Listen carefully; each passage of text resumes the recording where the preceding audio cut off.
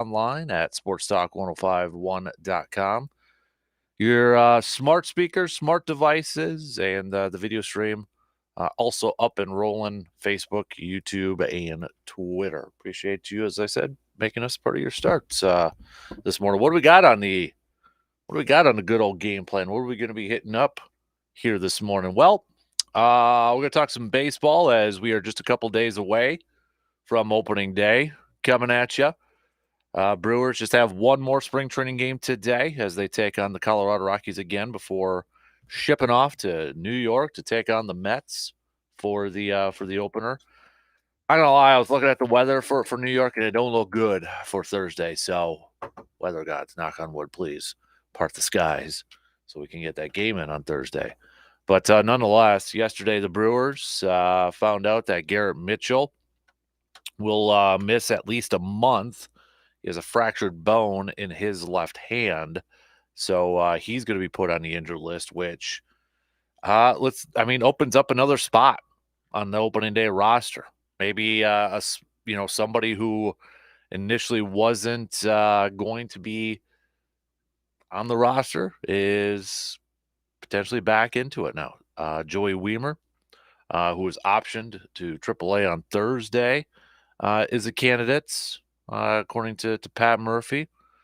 You could move Sal to just full-time outfield, Pat Murphy said. You could bring in other infielder. You could bring in Eric Haas. So, they've got some options. They've got some options out there, but it'll be interesting to see how the Brewers fill that spot now with Garrett Mitchell having a broken hand and going to miss at least a month here. So, but with opening day just a couple days away here, I want to talk some Brewers. I want to talk about the upcoming season and such. I know MLB.com, had a breakdown of each ball club. The most important thing we learned from each team this spring training, and for the Brewers, I don't think it's that big of a surprise. Really, it's kids will have to step up, as David Adler writes. The Brewers' young talent will have to shine if Milwaukee wants a playoff repeat in 2024. 20-year-old phenom Jackson Chirios coming to the big leagues on opening day. Sal Frelick, Bryce Durang, Joey Ortiz, DL Hall, and Abner Uribe are all expected to play key roles from the start. All are 25 or younger and in their first 3 seasons. Heck, even star catcher, William Contreras is only 26. So, by the way, Joey Ortiz was informed that he is making the opening day roster too. So that was a guy that we were kind of wondering, could he start off in AAA? Sure seems like he's going to be the future starting shortstop for the Crew at some point. But he has made the opening day roster. We're starting to hear some other guys kind of trickling in that they've been told they made the opening day roster and such. So we got baseball talk coming up here in just a skosh. Also on the docket, we'll talk some hoops. The Bucks are back in action tonight, taking on the Lakers at home in Milwaukee before heading off for a 3-game road trip and then kind of wrapping things up here. Just 11 more games left to go here for the Bucks. So we'll take a look at that. Meanwhile, Badger women's basketball in the NIT erasing a 19-point deficit last night and have advanced to the Sweet 16. They defeated Southern Indiana. We had the women's college basketball NCAA tournament also continue last night. Iowa moving on and such. So, but they've got their Sweet 16 also intact, or set, I should say. League meetings yesterday for the NFL. We heard from Brian Gutekunst. He chatted with some of the Packers reporters and such yesterday. Nothing too big. He mentioned that him and Jordan Love's, or the Packers and Jordan Love's representation agents, have kind of had some preliminary talks about an extension, or a reminder. He can't sign an extension until at the earliest May 3rd, because he signed the CBA rules indicate that since he signed that deal last year, remember, excuse me, to avoid the Packers giving him the 5th-year option.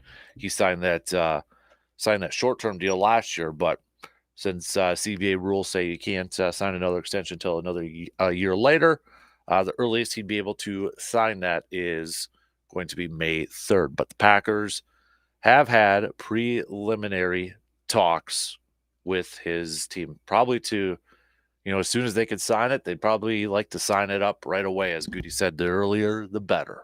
Certainly the sooner, the better. So he was also asked about, the safety position. Would he want to pair Xavier McKinney with the veteran safety or perhaps someone early in the draft? Said, certainly, I think we'd always prefer to have a young guy that's going to have his best football ahead of him. I think we'll look at all options as we go forward. He also did say he was asked about the safety talent or the safety depth in the upcoming draft, and said that he thought it was a good depth, but also noted he don't want to necessarily go in there thinking, or hoping, or let me rephrase that. You don't want to go into there, thinking you're going to get a player because you don't know how it's all going to turn out. So I don't know if he really tipped his hand either way, whether he's going to bring in another free agent safety, whether he's going to go in a draft, trying to find one. But I think it's important, though, too, that he did say that, can't go in there expecting that you're going to get so-and-so or expecting to get this and that. So, but we'll see. We are now yesterday, a month away from the first round of the NFL draft. So I guess today technically would be day 2, a month away from day 2 of the NFL draft. Matt LaFleur will be talking a little bit later on this morning. It is the NFC coach's turn to do some media stuff at their breakfast and such. So we'll keep it posted if anything comes to that. But yesterday, we talked about the kickoff rule and potentially the change there. But it sounds like, maybe it could happen today. It's not a for sure thing. But one thing that is for sure is the NFL will now be banning the swivel hip drop tackle. I'm sure a lot of you know what that is, but that's the tackle where, defender kind of lands on the ankle, on the foot of an offensive player. We've seen some guys suffering injuries because of that. Mark Andrews, a tight end from Baltimore, was one last year, getting tackled from behind, and the defender kind of landing on his ankle, breaking his ankle there. So the NFL owners have approved this ban, although the NFL Players Association was not in favor of banning this. So kind of got two opposite ends there, but no doubt about it, it makes it more difficult on the defense, on the defensive side to tackle it. I don't know if Surveyor Sam's listening right now, but some people saying out there that maybe NFL teams need to maybe look into hiring some rugby players to help maybe teach out a rugby tackle and such. So I don't know, Surveyor, if you've got some extra time, maybe throw your hat in the ring over there in Green Bay and such. But other proposals that were approved yesterday, teams will receive a third challenge after one successful challenge. If you remember, teams had to have 2 successful challenges to receive a third. So this proposal was submitted by the Lions. But so now teams will get a third challenge if you just get 1 right. Don't have to get your first 2 right if you just get 1. If there is a double foul during a down in which there is a change or changes of possession, including if one of the fouls is a post-possession foul by a team during a scrimmage kick, the team last gaining possession will keep the ball after enforcement for its foul, provided it did not foul before last gaining possession. So, but the hip drop tackle ban was the big one yesterday, considering it was met by opposition from the Players Association. So we'll maybe throw a little football chat into this equation here. We're going to talk some Badgers with RJ Cardinal coming up a little bit later on here this morning, about 2 hours from now. Badger men's hockey team punching their ticket to the NCAA tournament. They're in action on Friday. The women's hockey team falling just a bit short from claiming their eighth national championship.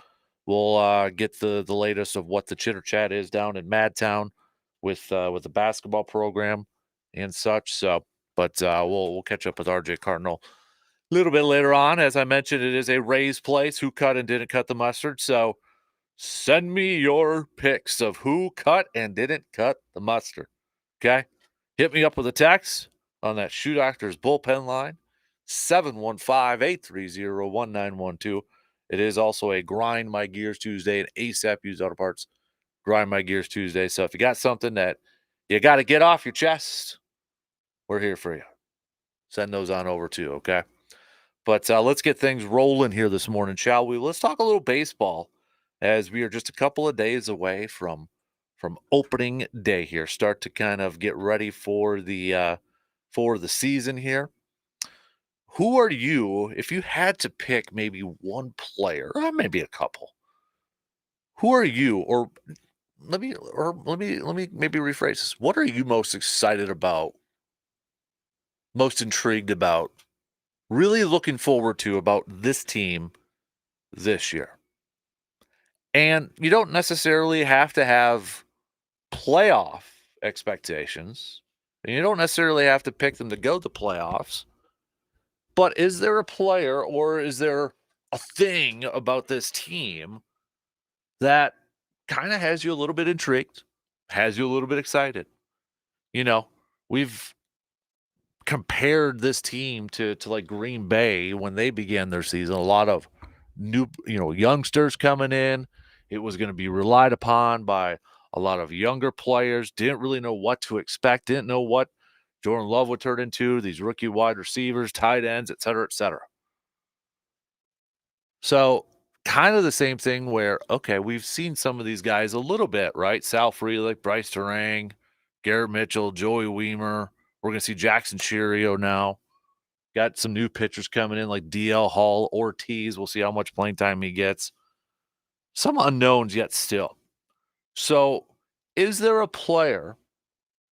Is there a player you're really excited to see? It's probably Jackson Cheerio for one. If we take him away, is there anybody else though? Or is there something else that just has you really intrigued or maybe excited about this upcoming season? I've got a few.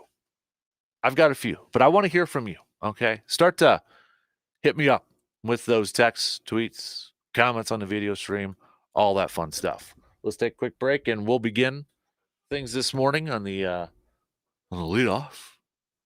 Talking some baseball as we are just a couple of days away from opening day for the Crew. We'll be back in just a couple minutes.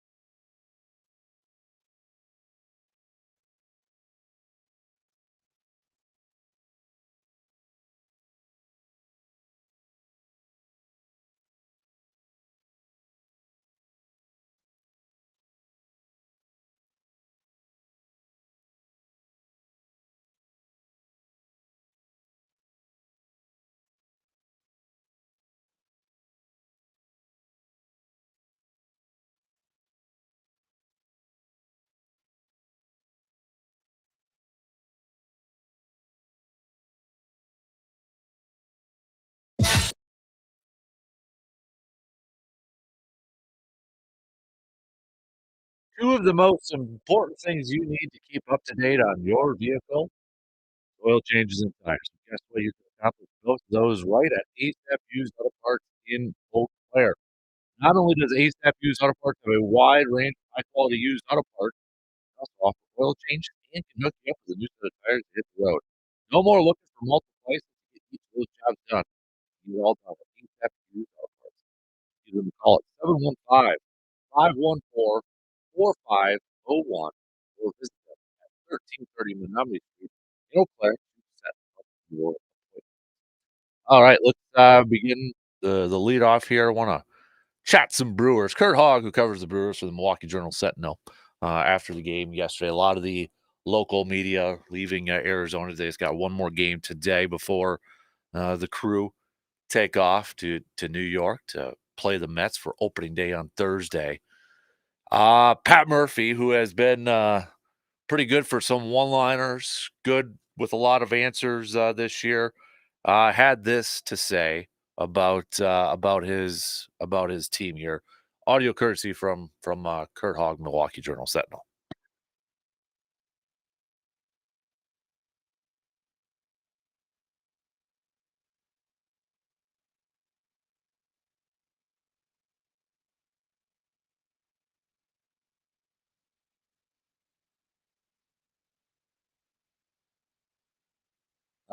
Be careful, he says, because they might disbelieve themselves right into another classic Pat Murphy line here, as Chris said. Pat Murphy delivers one of the lines of spring training on the final question of spring. I love it. I love it, and that's part where I'm kind of leading things off here, where where I asked the question at the beginning of the program to lead in this, like, what are some of the things that have you the most intrigued or maybe most excited? Who or what? Maybe it's a player. One of my top ones, I'm intrigued to see Pat Murphy now as the manager for the Milwaukee Brewers. It's for the guy who coached Craig Counsell in college and then became his bench coach throughout Craig Counsell's tenure in Milwaukee. It sure seems like we're getting a different type of manager. Obviously, a little bit of a different personality. It sure seems like. Now we'll see when games matter if we'll see a different type of manager when it comes to strategy and philosophy. We'll get to that, once we get into regular season games and that. But I'm curious, intrigued to see how Pat Murphy does as manager. From just a fan standpoint, you like a lot of stuff that he says. You're entertained by a lot of the stuff that he's had to say. He's got some good liners. Gets you excited, I think, about baseball every time I've heard him talk and I'll listen to him answer some questions and such. You just kinda get a little bit more excited. He's a guy, and even when he was a bench coach for the Brewers, he was one of those guys that I think a lot of fans just, like, gravitated towards, kinda like Ed Cedar when Cedar was there in being the third base coach for the Brewers. Well, now, Pat Murphy's the main man. He's gonna be under a little bit more criticism. As a bench coach, you get the luxury maybe of being like a fan favorite, but now that you're gonna be the main man making the calls, making the decisions, you're gonna be under the microscope, you're gonna be under the spotlight a little bit more and under a little bit more criticism after every single game. So, I'm excited because I think he brings a new enthusiasm. I think the players just kinda trying to read between the lines and such, really respects Pat Murphy, love Pat Murphy, and I'm just excited to see how he does now as the new skipper. It's gonna be different. It's an unknown.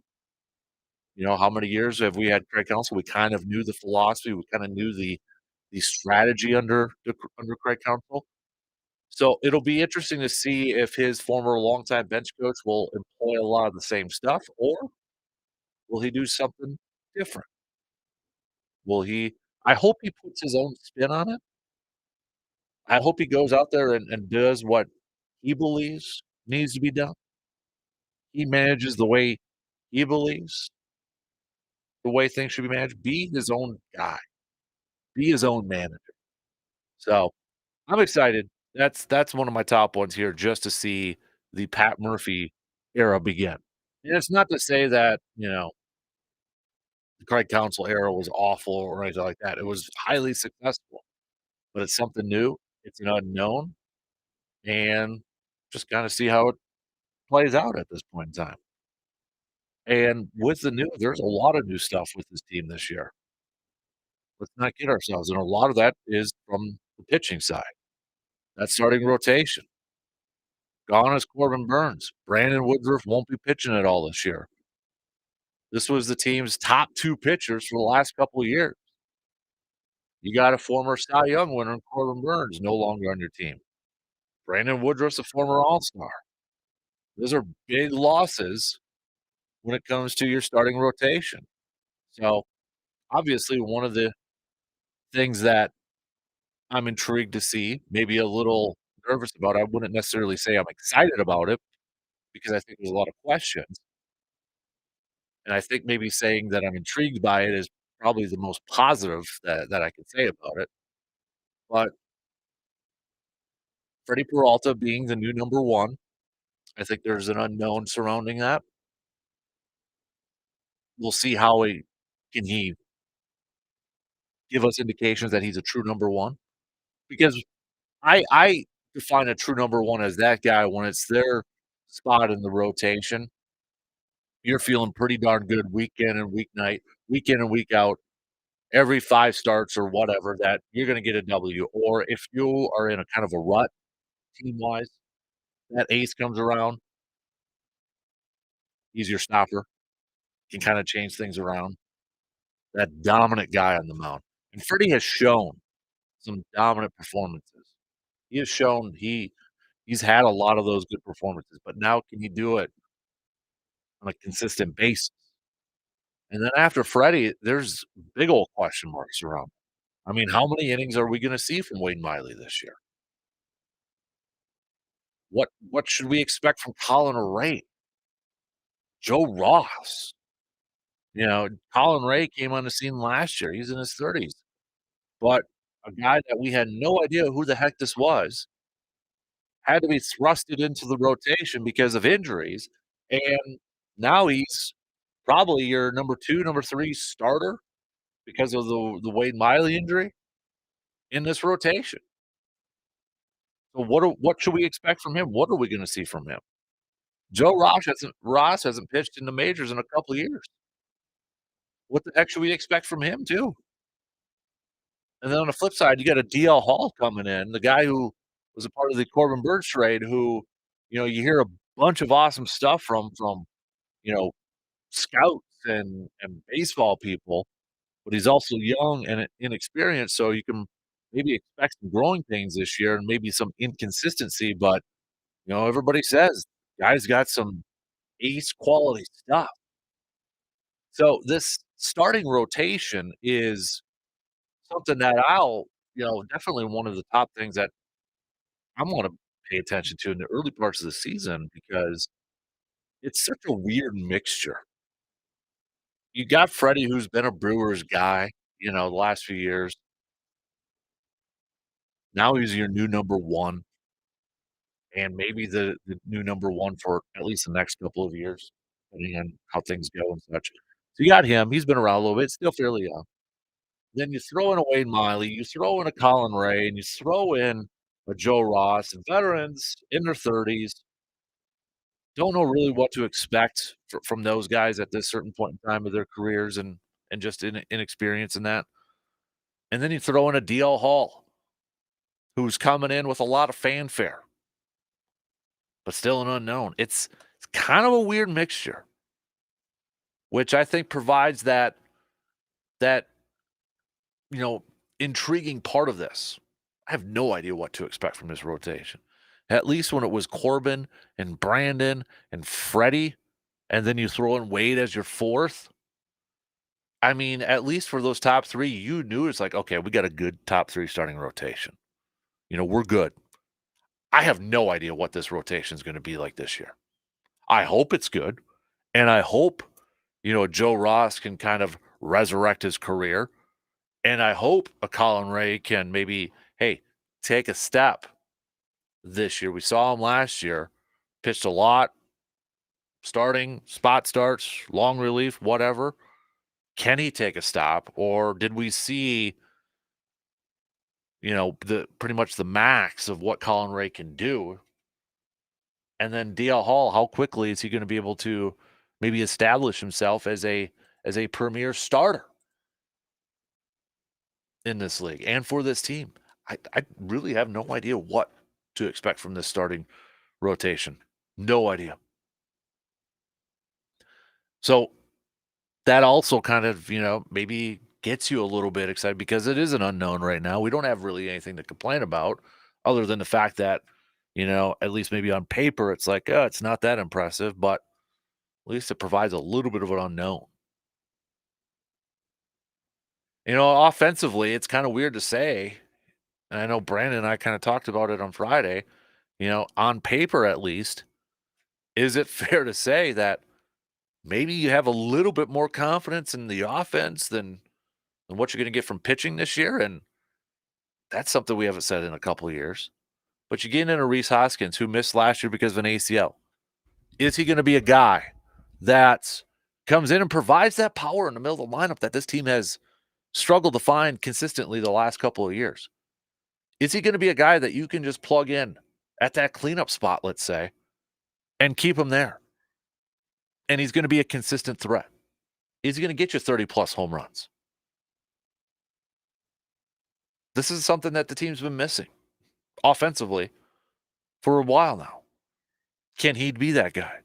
And maybe he's only a 1 year too. I don't know. That contract set up, it could be a 1 year, it could be a couple more years after that. I think a lot's just going to depend on how the team performs this year. And then, of course, when you look at the offense, I mean, you got to start. I think the top thing you got to look at is the youngsters, kind of like what MLB.com put out there for their one most important thing we learned about every team this spring training. It's the kids. For Brewers fans, maybe around my age, it's maybe a little reminiscent to the early 2000s when the kids, JJ, Ricky, Prince, Bronny coming up, Corey Hart, is this kind of that a similar group here? Sal, Bryce, Garrett, Joey. Two Joeys, I should say now. Joey Ortiz and Joey Weimer. And then, of course, Jackson. Is that kind of reminiscent to that? It kind of gives me a little bit similarities, parallels to it. But there's no doubt when we're looking at the offense for this group, I don't think anybody's really kind of questioning their defense. I know Jackson Sherry was struggling there a little bit, but Bryce Terang, I think we all know from what we saw last year, going to be pretty darn solid. Joey Ortiz is a pretty solid defender. Sal Frelick, those outfielders, ton of speed. So I don't think we're necessarily worried about the defense, but it's going to be their offensive game. Can guys like Sal Frelick and Bryce Terang improve and be more consistent? They got their feet wet last year, got a lot of playing time in the major leagues last year. Are they ready to be full-time major league players? And in order to do that, they've got to be better at the plate at a consistent rate, especially like a Bryce Terang. Can they get on base and utilize their speed? Another thing I should say I'm really intrigued or excited to see this year is, are we going to see this team be more aggressive on the base pass, stealing bases, moving runners over, utilizing that speed? I mean, it sure looks like when we look at this, and I know we've talked about this so often, is like, okay, you got these guys, these young guys, Frelick, Terang, Cheerio, why wouldn't you want to be aggressive with them and maybe try to steal some bases, considering they're a young team and, offensively, do you want to put a little bit more pressure on the opponents. I mean, I think the majority of us are saying, yes, please do so. Will it happen though? That's the big question. I hope it is. I hope we see this team utilizing that youth and utilizing that speed to put pressure on opposing teams. And that might be the best way for this team to manufacture some runs. I think the perfect scenario is, okay, say it's either Sal or Bryce or Jackson that's hitting, top 1, 2. You get on, get a single, you steal seconds. You got a runner already in scoring position with Yelich coming up, and hopefully Yelich maybe puts up similar numbers to last year, 280 hitter. But, I mean, you get a runner with that speed at second base already, and you've got, maybe a William Contreras or a Yelich or a Rhys Hoskins up. I think we're all feeling a little bit better about that scenario than what we were last year. I really hope we get to see that this year. I really do.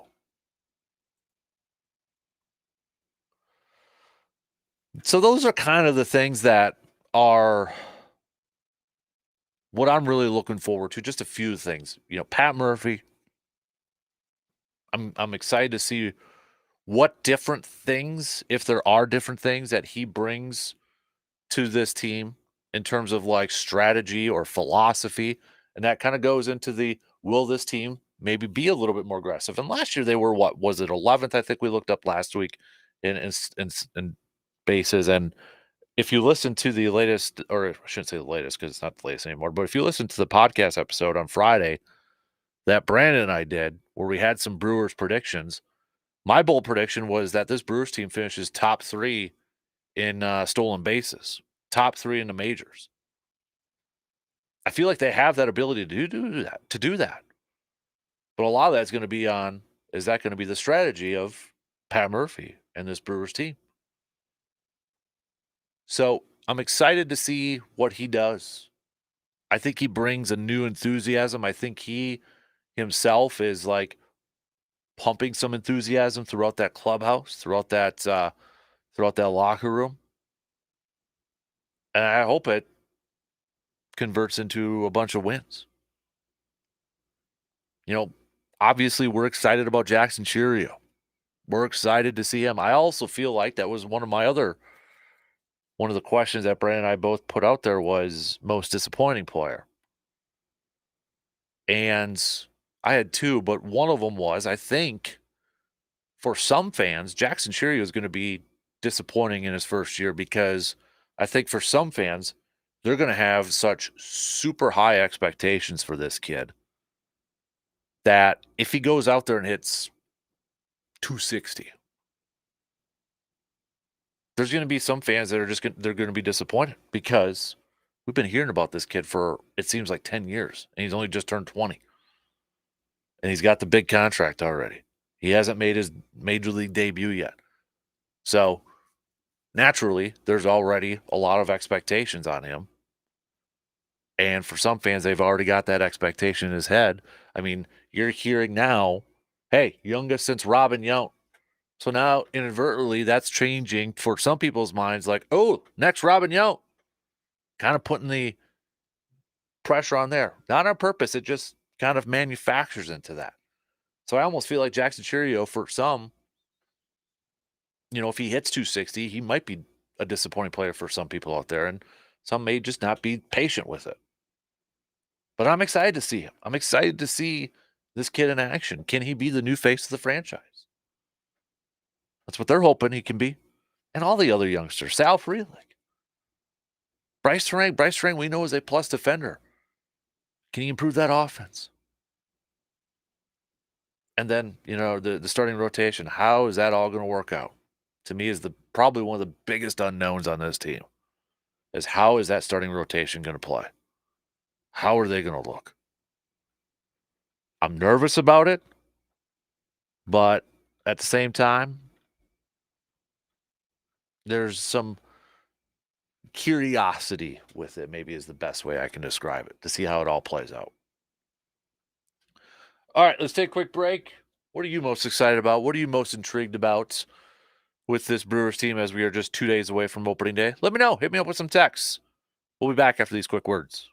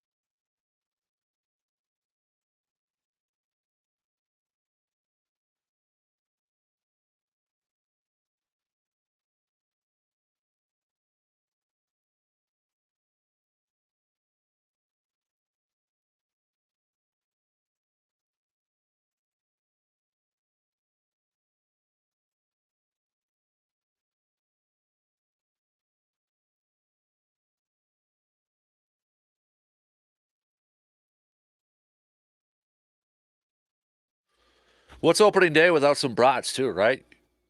Get the grills out. I know it might be a little cold, a little wet, maybe a little snowy yet still, but come on, it's Wisconsin.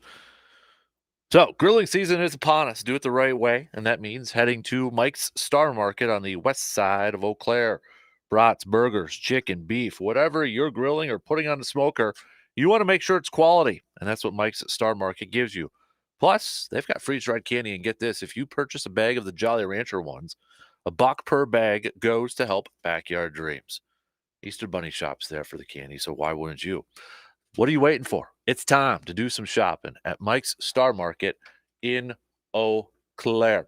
Matt LaFleur is currently chatting with some of the local, or I should say local, some of the media members over at the league meetings going on right now. We'll go over some of the comments from him as soon as some of them pop up. I saw a few of them already, but we'll get to those just past the 7 o'clock hour. Get a chance to get a few more in there. So, but we do have a preseason game.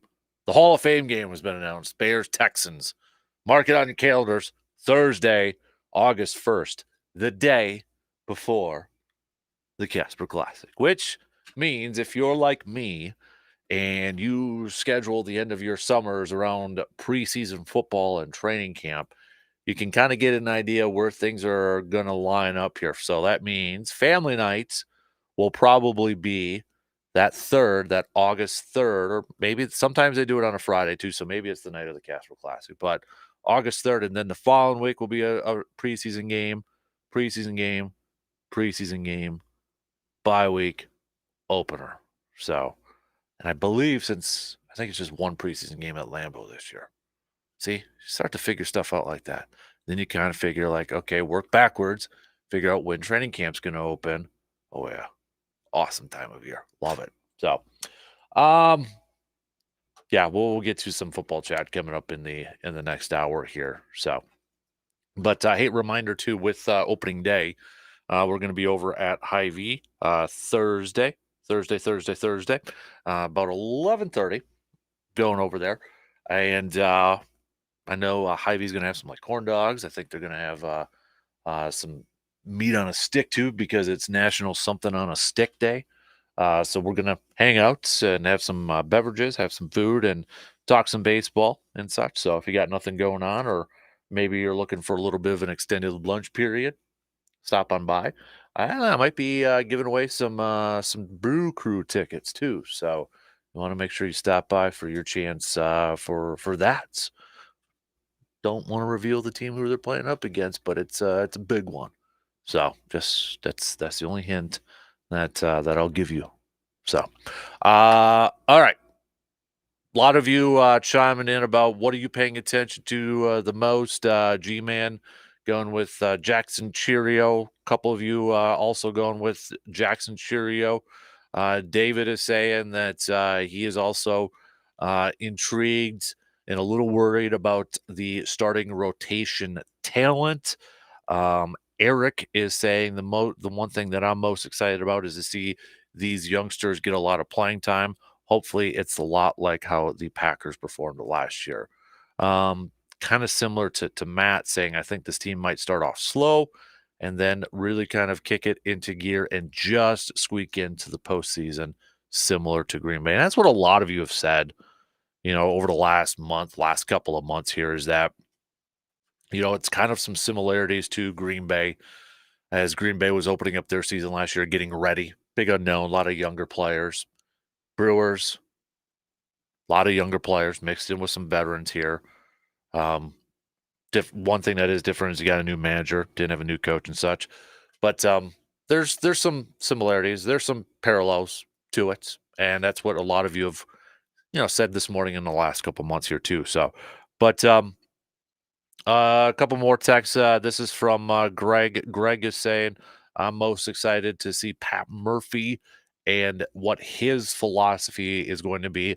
I hope it's a little bit more of an old school approach since he is a little bit of an older manager, and we see this team play some more small ball. Elsewhere, or I should say other texts, we've got no name on this one. So they're saying, that they're excited to see Sal Frelick get some more opportunities at third base. Do you think Willie Adames will get traded this year? Honestly, I think it just kind of depends on where the team is at a certain point. Again, this was a question on our podcast that Brandon and I did Friday when we did our baseball preview and some Brewers previews. That was one of the questions. Does Willie Adames get traded? Well, you'll have to listen. We both had different answers. So you have to listen to it to get the answers over there. So obviously, when we say we both had different answers, one said yes, one said no. So if you care to know which one it was, then you'll have to listen over there. All right, don't forget it is a Raised Plays Who Cut and Didn't Cut the Mustard. Make your picks by hitting us up with some texts. Also, it is an ASAP Used Auto Parts Grind My Gears Tuesday. So if something's grinding your gears and you want to get it off your chest, let us know. All right, share it with the rest of the class. Okay, so hit us up with those texts on that Shoe Doctors bullpen line 715-830-1912. You are here today. All right. I am here today. All right. What do you think? A little rain's going to keep me away? I'm like the yesterday. post office. No, we weren't plowed out. Oh, you're in Wisconsin. Don't use that as an excuse. In the back roads, I'll tell you, of the middle of nowhere. And what, did you just move there and you're not used to this? A plow. Come on. It was. And I shoveled my entire way out the driveway to get here yesterday. And I can tell you, a girl. That was heavy. I think white cement is what we were shoveling if you had to shovel yesterday. Girl. But most people were thinking, let's just let it rain. It'll take care of itself and disappear. No. But if you had to shovel to get out of a driveway, for instance, whew, the back's a little sore today. I'm feeling good. Did you? Yeah. You hustled some snow? I did. Did you make Hudson get out there and shovel with you? Hudson's at grandma's. So he didn't have to. He's got spring break. Is he bummed? Did he want to go to school? No, I think he's okay. He's going to spend some fun time? Yeah. Oh, back in the day, you always hear people say, speaking of snow, like yesterday, I would have been out there shoveling for my parents, no doubt, or uphill both ways to school. Mm-hmm. We're going to do a little flashback action and see if this applies to you. Did you have a computer lab in school, like in Medford? Okay. Oregon Trail. So you remember that? Yeah. The papers with the things on the sides we had to rip off. And then it would print and go. Yep. Okay, so we're going to take a little trip down memory lane just to see. There was a new study that looked at outdated things and the percentage of adults that say they used to, still, or would never do this. So, for example, send a letter in the mail. I love this. I think getting a letter, a card, anything that's not addressed to current resident is still fun. If we're still doing this, or is this a question? Like, would you do this? Would you send a letter, or have you in the last month? Yeah, or not in the last month, within the last year. Okay. How about that? Within the last year is fair. Okay.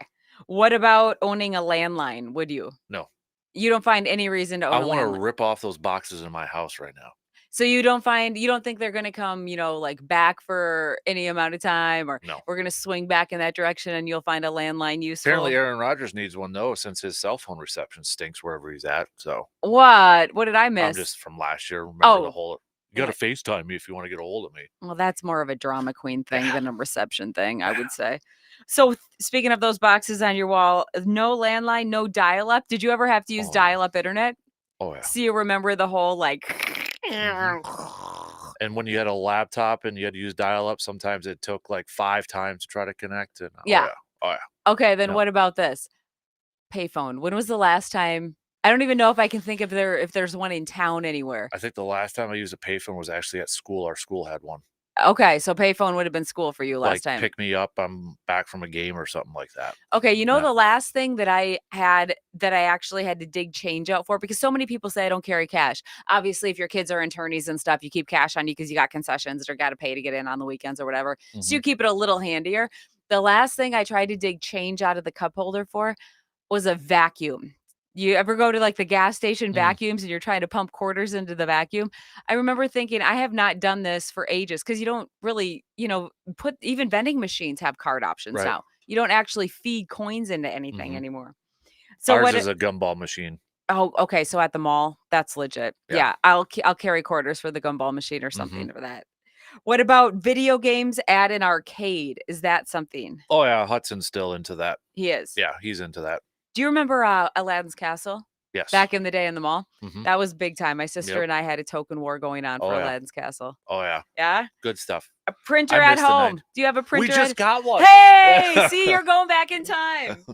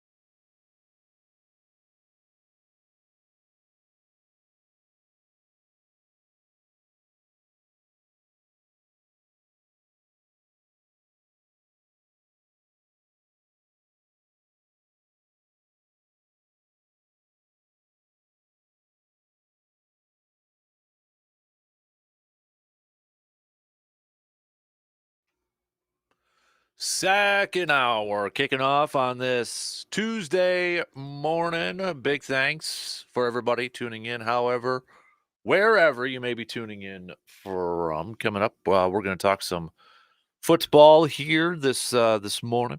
We're going to talk. Oh, what is that? Oh, okay. Anyways, I was reading some more quotes from Matt LaFleur and such. We're going to get to some quotes from Matt LaFleur here. He's talking to some of the media at league meeting. It's the NFC coaches breakfast. So we'll get to what he's had to say so far this morning. Then coming up, we'll get back to some more baseball talk with opening day. Just a couple of days away. We spent the first hour talking about as we are approaching another Brewers season here, a season that will begin with a lot of new faces, young faces, some older faces. Pat Murphy, uh, longtime bench coach, now the new manager. You've got Jackson Cheerio going to be making his debut and such. So, what we've been asking in the first hour, what really intrigues you, or what maybe gets you excited the most about this upcoming Brewers season? And answers all across the board, which is to be expected. You got Jackson Cheerio. You've got excited to see Pat Murphy, the youngsters. You're intrigued about how the starting rotation is going to work. All over the place, which is to be expected with the team like the Crew. We're going to get to some Rays plays. Who cut and didn't cut the mustard. Today, again, might be another good day to head on down to Ray's Place and grab yourself a good old hot beef over there. Rainy, wet, kind of chilly. Warm up with a nice hot beef. Ooh, yeah. So send over your picks for who cut and didn't cut the mustard. We'll get to those at the back end of this hour. Then coming up just past 8 o'clock, we'll do the ASAP Used Auto Parts Grind My Gears Tuesday. Something's grinding your gears. Let us know. All right. Let us know. We'll get to that. We've got Badger Chat with RJ Cardinal. Also in the 8 o'clock hour, lots to catch up on with the women's team falling just a bit short from capturing their 8th national championship, falling to Ohio State on Sunday. The men's hockey team, though, they're in the NCAA tournament. And then we'll get the latest of what's going down in Madtown with what's the word, what's the talk like out there with the basketball program after they're one and done in the NCAA tournament. So let's talk some football here. Quick update on some of the comments from Matty LaFleur over at the breakfast. Talking about a bunch of different things here. So I'm kind of going through a different, because every writer or media member that's there is like tweeting out different quotes and that. But here's a few of them from Ryan Wood. Said Matt LaFleur says he expects Josh Jacobs to also be a big part of the passing game. Quote, there's more out there for him out of the backfield. He's put some really good choice routes on tape. Matt LaFleur said he's already spoken with Jordan Love about stepping up even more as a leader in the absence of Aaron Jones. LaFleur said it was tough for the Packers to lose Jones and his presence on the field and in the locker room. Quote, he walks the walk. He is such a pro. Also, speaking with the offense, this was from Ryan Wood, asked Matt LaFleur how much he can build the offense now that those rookies have a full year under them. Matt LaFleur answered, before the draft last year, we didn't know who was going to be on our team, so it's hard to piece together an offense when you have no idea. As Ryan Wood said, that should terrify the rest of the league. So essentially saying maybe they could do a little bit more. And I think we kind of saw that develop throughout the season. I mean, I don't think it's a coincidence that halfway through the season, November, December, January, you started to see this offense kind of click and hum together. I mean, after the draft, you get your guys in, get a little bit of mini camp and such, then you get training camp. But that offense was full of a bunch of first timers out there. So I don't think it was any coincidence that we saw the offense really start to take off in the second half of the season. But I think there's going to be that expectation now that, okay, offense, there's no excuses to start off slow, if you will. I think there are a lot of people are going to have the expectation that, all right, they're going to start off fast and they're going to be a pretty solid group throughout. So, um, elsewhere about Keyshawn Nixon, Matt LaFleur said that the Packers' new defensive staff, starting with Jeff Hafley, is high on Keyshawn Nixon's potential filling the starting slot corner position. Quote, they were really excited with what they saw on tape with his ability to play the nickel position. So I get it. They just they signed Nixon to a new deal. I mean, they're going to say all the positive stuff in the world from there. But I also think if Jeff Hafley, who has a secondary background as a defensive backs coach, that's his background. If he didn't see possibilities there with Nixon playing the slot, if he didn't think he couldn't do it, then I do wonder whether Green Bay would have brought him back, or maybe they bring him back on a different type of deal to be a returner. It's a hindsight's 2020. It's a what if sort of thing. But I'm putting some trust, I'm putting some faith into Jeff Hafley, maybe some blind faith, that if he believes that Keyshawn Nixon can play that slot corner, then I'm putting some faith that that he can, and I trust him a little bit there because of his background with corners, because of his background with defensive backs. But to me, that also puts into the question then, okay, how much or how high on the priority list is his corner going to be now when it comes to the draft? Because you got Jair locking down one spot. We know that. If Keyshawn is going to be the slot corner, then you've got Eric Stokes and Carrington Valentine for the other ones over there. And I know there's a little bit of unknown surrounding Eric Stokes and his health and that stuff, but you kind of wonder, like, because I mean, if you go through some of the mock drafts that people have out there, you're probably seeing a few of them where they've got Green Bay drafting a corner in the first round. I don't know if I'm there yet. That's where, like, this, and I've dabbled. I'm not going to say I haven't. I've dabbled with some of the mock draft simulators out there just to kind of see how it all plays out and see what potentially could be there. And yeah, I mean, you could have guys like Kool-Aid out there from Alabama that could be there.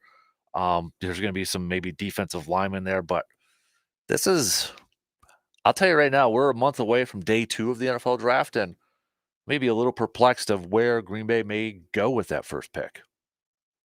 And I don't know if corner is going to be a pick that they're going to use a first rounder on at this point.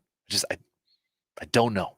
I'm not getting that vibe, and I could be completely wrong in it.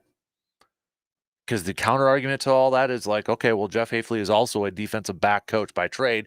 He probably wants a lot of really good corners, and you would be 110% right. Maybe he's not high on a Carrington Valentine or an Eric Stokes type of player. Maybe he's not. So maybe he wants a different type of corner. That could be completely right. Absolutely. Matt LaFleur also said on Jordan Love, he is excited to get back to work, and he's putting in the work as we speak. LaFleur has said he kept in contact with Love this offseason, more so than other players entering his second season as a starter. Again, that makes sense. I mean, that's the quarterback. You're not only the head coach, but you're the offensive play caller, right? So, I mean, that makes sense over there too. So, but I know Goody talked a little bit yesterday. Oh, really quick here. Matt LaFleur, we were talking about the kicking potential rule yesterday. Matt LaFleur makes this clear about potential rule changes. I definitely want the kickoff return in the game. I don't know what football would be without it. So, well, a couple things. One, he's got Keyshawn Nixon. He's been an all-pro returner the last couple of years. And then, well, he's probably relayed that to Mark Murphy and the voting to accept or to adopt this new rule that would increase returns in football. So, yeah, not surprised with that. Speaking, Goody did talk a little bit yesterday with some of the members of the media too. I mean, not a lot of talk or not a lot of tidbits. I mean, this is also his wheelhouse time. He doesn't want to put a whole lot out there a month away from the draft and that. But a couple of notes. He said that when he was asked if he wanted to pair Xavier McKinney with a veteran safety or perhaps someone early in the draft, he said, certainly, I think we'd always prefer to have a young guy that's going to have his best football ahead of him. And I think we'll look at all the options as we go forward. He also answered a question a little bit earlier, I should say yesterday, a little bit earlier too, about the safety depth and said or in the draft and such. And here, let me just play the clip. This was from Ryan Wood yesterday. He had recorded this, so I'll just play this clip, audio courtesy from Ryan Wood, PackersNews.com.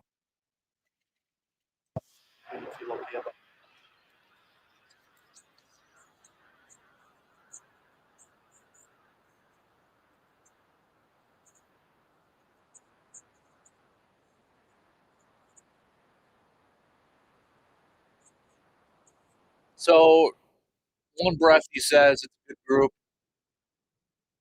but in the same breath too, he's like, you can't count on that player or maybe a safety being there where you're hoping them to be. So I don't think he really tipped his hand one way or the other, whether he's maybe looking at signing another free agent, maybe a younger free agent, to pair up with Xavier McKinney. I think maybe he might be doing a little bargain shopping at this point. But I think Green Bay is probably going to draft a safety, but I wouldn't be surprised if they bring in another safety, maybe bringing back a guy like Rudy Ford to just kind of cover their depth, cover their bases, just in case maybe they don't get a safety earlier in the draft like they were hoping, or maybe they don't get one of those top ones out there. Speaking of Xavier McKinney, he made it clear that the Packers specifically wanted Xavier McKinney. He said his next 3 years are going to be the best football he plays. This was his full quote. To me, it's more about the player. As we evaluate every free agent class, there's very few guys that really fit the criteria he did that became available. Usually, players like Xavier, most of the time, it's more trade type situations when they become available, if at all. So when he became available, as we went through the process, we had a number of players where we said, if these guys do become available, I think we have to consider bringing them in and trying to acquire them. A lot of those players, before we got to the actual date, were gone by that time, either re signed or franchised or things like that. He wasn't, so we aggressively pursued it. You never know once you get into that Monday afternoon how things are going to look, but just really excited. His next 3 years are going to be the best football he plays in our mind, and we are excited about that. The fact that he said that the next 3 years are going to be his best football that he will play, to me as a fan, is like, all right, if that's going to be his best 3 years, not to say he won't have solid football afterwards, but if that's his best 3 years of football, we've got 3 years to collect some Lombardis, to take advantage of that. All right. We've got 3. That fits the timeline for some of these young receivers before maybe they get some big contracts. Some of these other guys, it fits kind of that timeline there. 3 years. Not saying it's a 3-year window. I think if you got a star quarterback, your window's a little bit longer, but your new high price free agent that you just brought in, if you think the next 3 years are going to be his best football, well, then let's flip and go and let's get this done and let's collect some Lombardis in the next 3 years. That's when I see that, that's putting a timeline on it for me. Like this year, that's the goal. It's let's go. Let's Super Bowl, man. If you'd asked me that last year at this point in time, I'd be like, oh, it's gonna probably be a couple years. It's probably going to be a little bit of a retool. Um, add in. Might take a couple years to get there. Not anymore. Nope. That timeline moved up. That's what I see. That's what I hear when I hear or see things like that. Next 3 years gonna be his best football. All right, let's go. Let's take advantage of that then. Not one, but let's get a couple Lombardi there. I want to be greedy. Okay. We've had one Super Bowl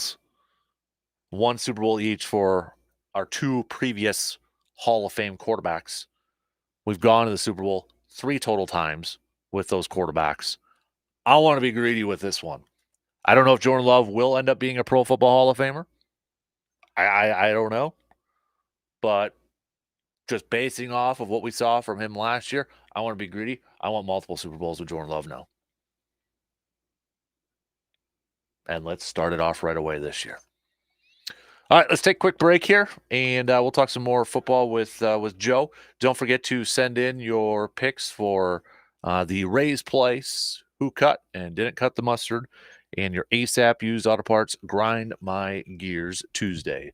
We'll get to the Ray's Place, who cut and didn't cut the mustard at the back end of this hour. So you got a few more minutes, got a little bit yet to get those in.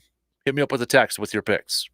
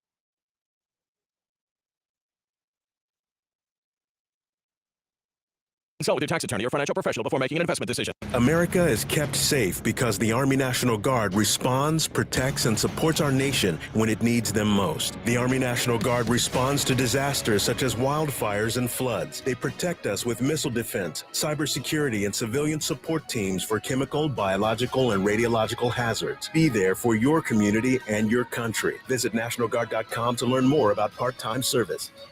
Sponsored by the Wisconsin Army National Guard. Aired by the Wisconsin Broadcasters Association and this station. Wesley Financial Group is not a law firm. Are you a victim of the timeshare trap and think there's no way out?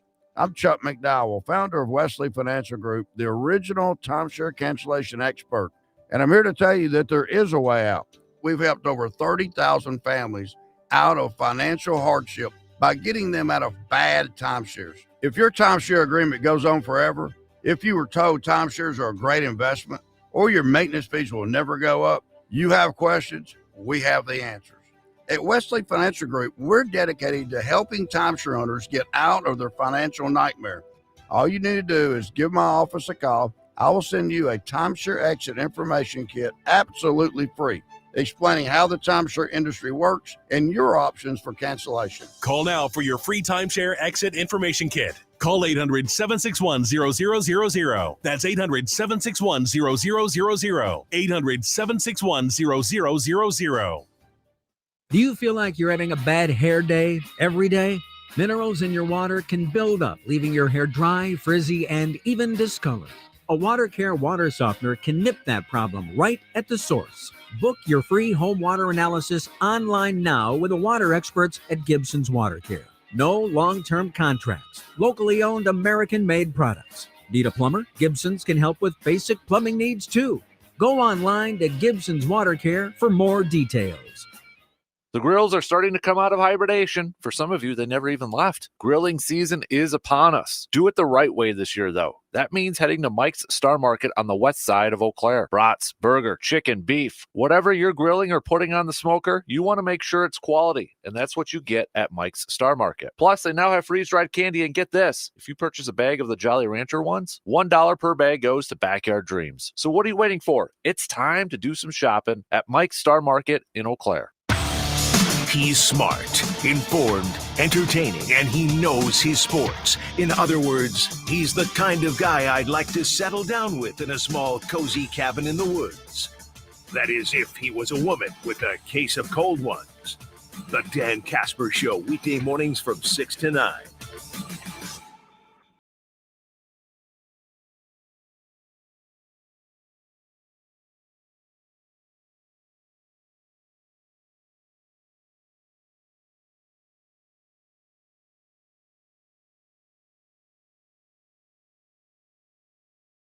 And one of the very first things I do every single morning is brew some coffee. Not just ordinary coffee, though. It's got to be Cabin Coffee in Altoona. See, Cabin Coffee in Altoona also locally roasts and packages coffee, fresh and daily. I'm personally a big fan of their Giddy Up flavor.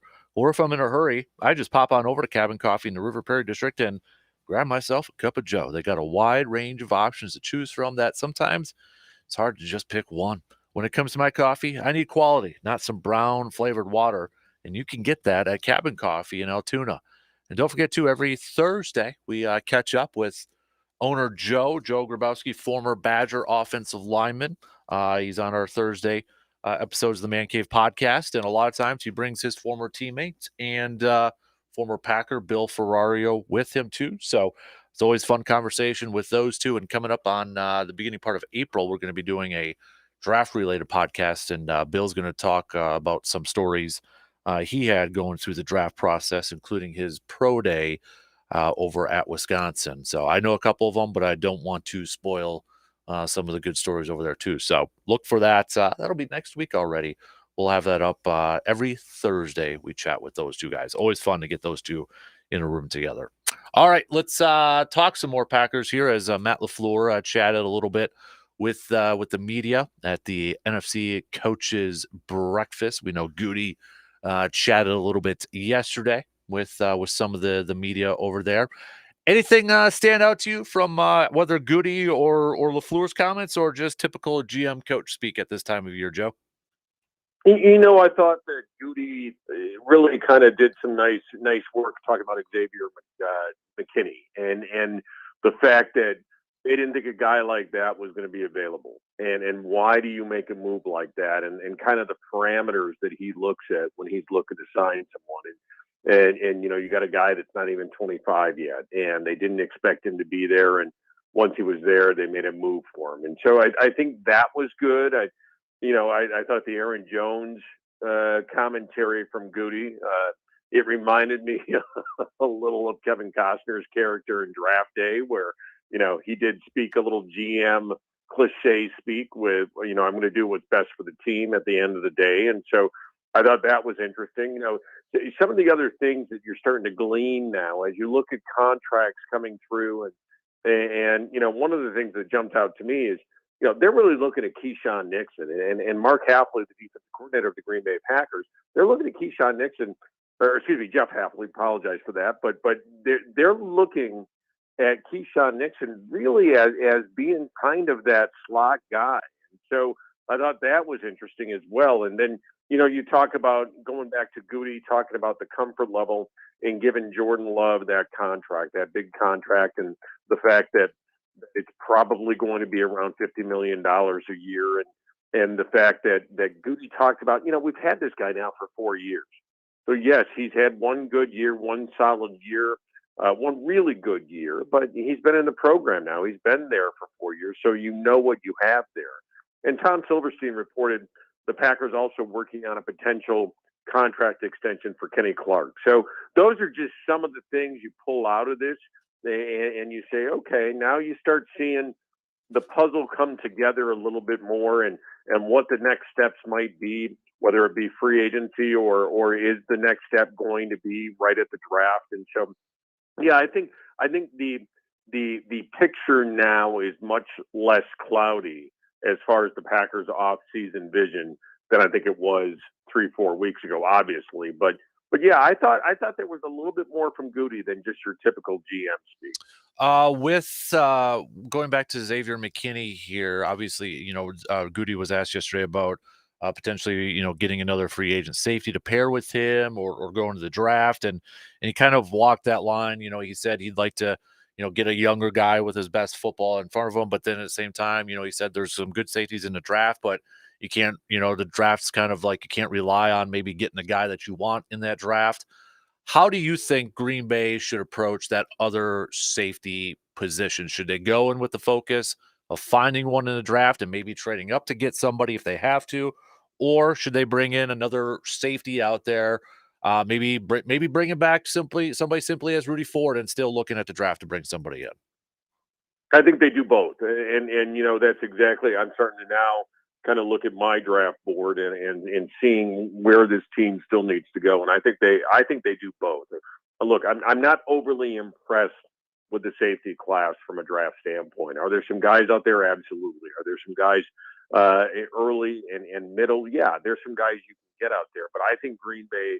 I think they go after a third tier now free agency. When I say third tier, I don't necessarily mean bad. It's just we're through the first two waves of free agency. So I think Goody is going to take another veteran, whether it be bringing back a Rudy Ford, whether it be somebody like Simmons, whether it be a Micah Hyde who's been reported.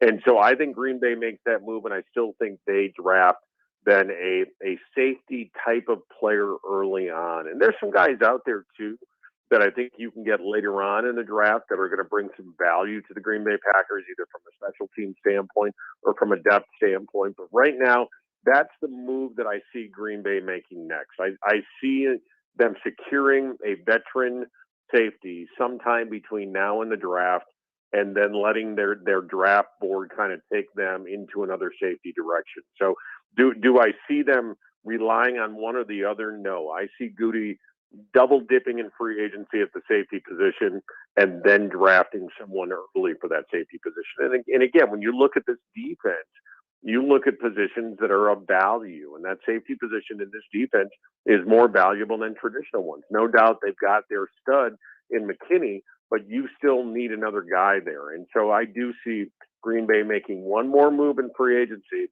and then letting the draft flow. And then after that, you never know what happens. Then you've got the post-June 2 cuts, other things out there. And Green Bay has been actually very, very good in some of those post-June 2 cuts. And so you'll see some activity after that as well. But yeah, I see Green Bay double dipping at the safety position in free agency and then going into the draft and letting their board settle in. With the linebacker position, Eric Wilson's back, and he's been a special teams contributor for the Packers. But he spent his career in Minnesota, where he played a lot under 4-3 under Mike Zimmer. And back in 2020, when he was a starter, he actually played that right linebacker there and had over 120 tackles.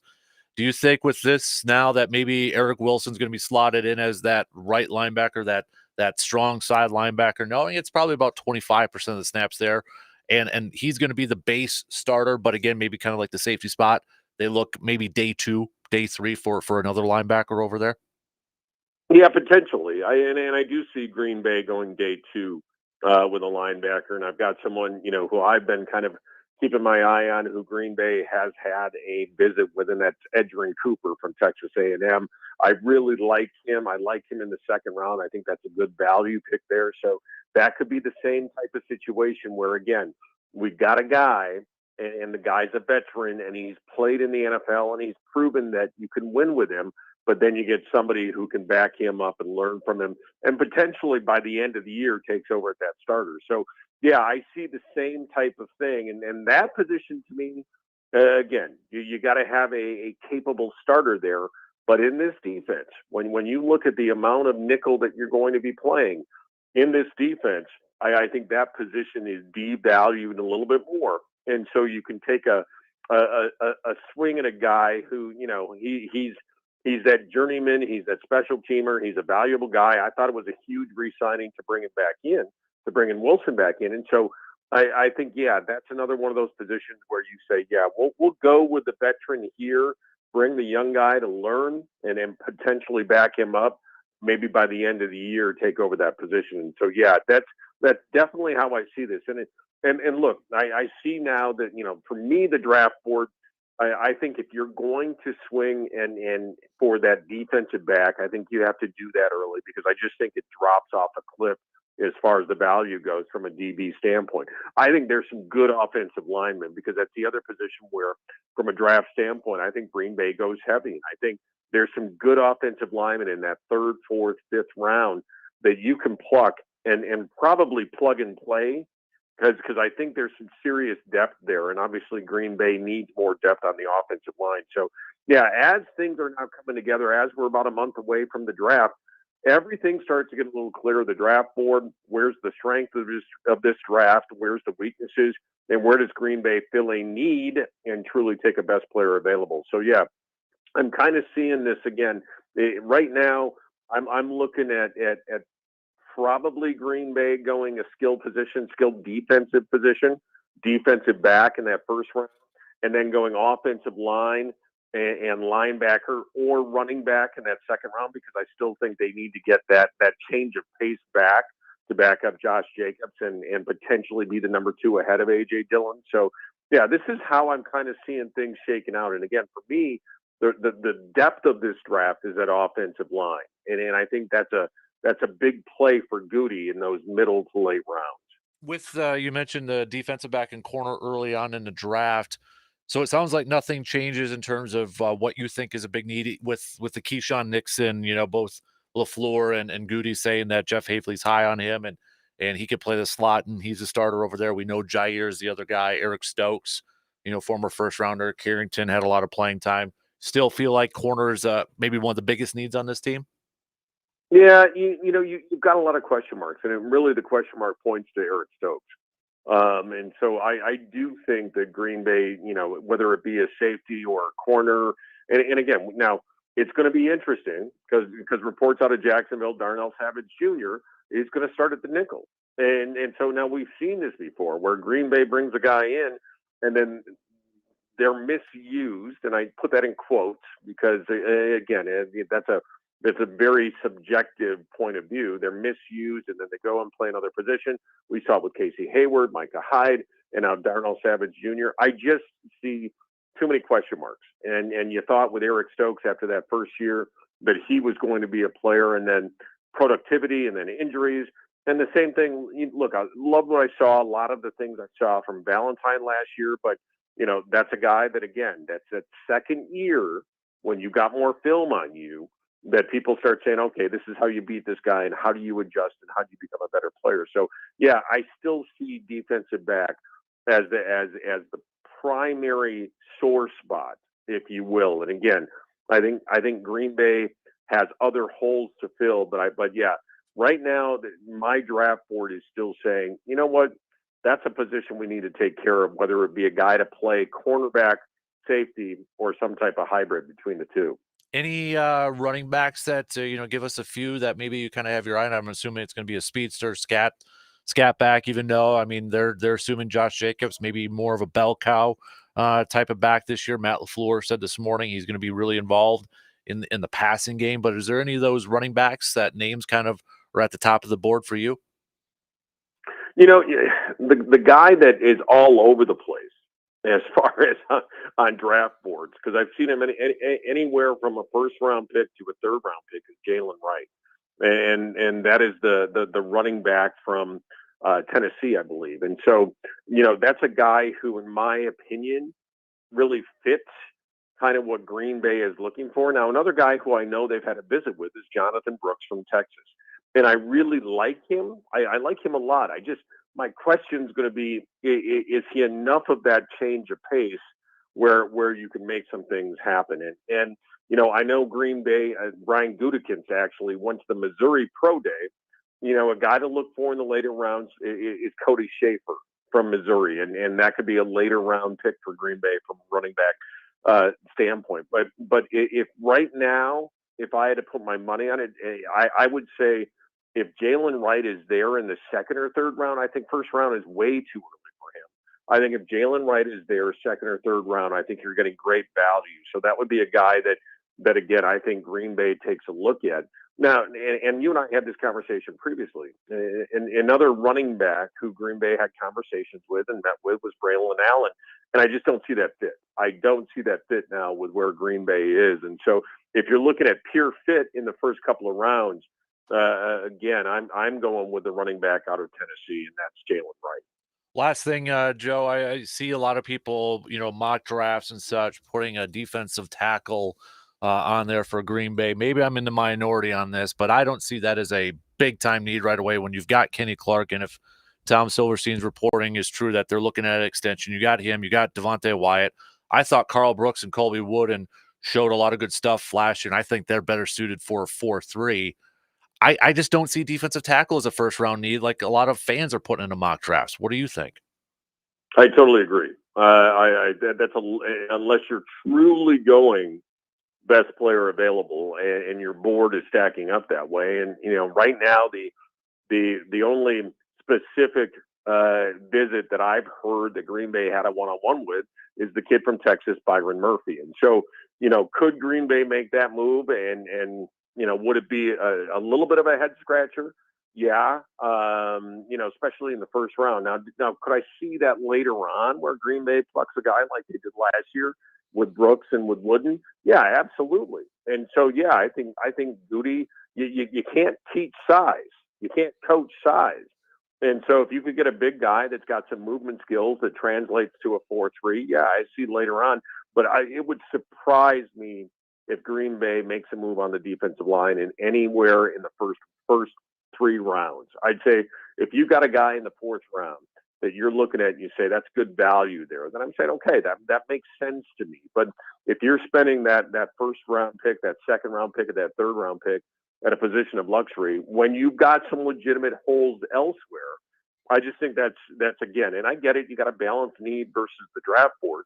But this Packer team, if they want to be a Super Bowl team like Jordan Love says right now, that this team is expecting them to compete for the Super Bowl, then you've got to fill holes. And I think Green Bay needs to do that first and foremost rather than taking best player available. Especially, in my opinion, when Goody yesterday said, I think the next 3 years are going to be Xavier McKinney's best football. All right, you just put a timeline, in my opinion, 3 years.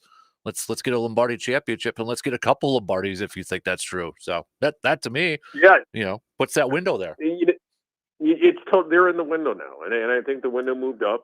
I don't, and we've said this, I don't think 1265 expected them to be where they were last year, and so you're definitely in the window. And here's the thing: when Jordan Love's contract extension comes through, his 2024 number not going to be that big. And so it's still going to be relatively close to where he is right now. It's going to be the concern as this thing starts moving now in 2025 and 2026, when the bulk of this young roster is going to need those contract extensions. That's when the window starts closing. And so, yeah, I think Green Bay right now needs to strike while the iron is hot. I think this is why they made moves in free agency. And it wouldn't surprise me at all if Goody is aggressive and wants to move up and wants to move around, if he makes some moves. Very similar, I think, to what Ted Thompson did when he drafted B.J. Raji and then moved back up in the first round to get Clay Matthews, 2 cornerstones of that Super Bowl winning team. And so, yeah, I think it's one of those things that that the window is there, the opportunity is there. I think when you look at everything, it's pointing in the right direction. Again, this is all on paper because it could all, it can all fall apart very quickly with injuries and other things. But yeah, I think this team right now is probably arguably one of 6 teams that you could put in that contention for representing, the NFC in the Super Bowl. I agree. All right, he's Joe DeGuano joining us this morning.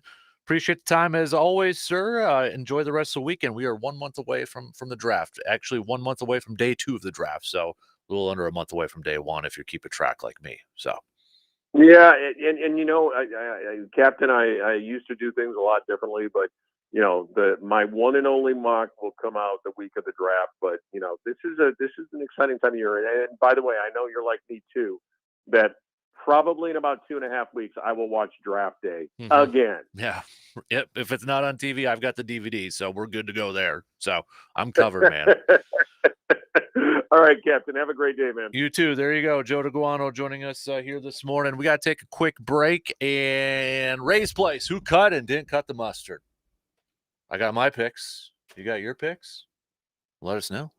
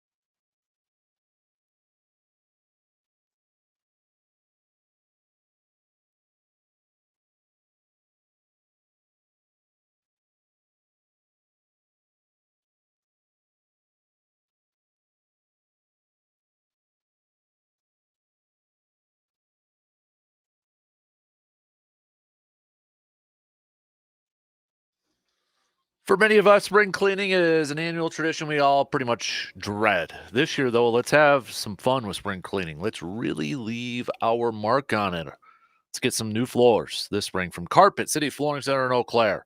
See, the way I look at it, I want to go big. Let's replace that carpet in your living room so you don't have to hide all those stains with fake plants and extra end tables. Or how about updating that kitchen floor that is completely out of style?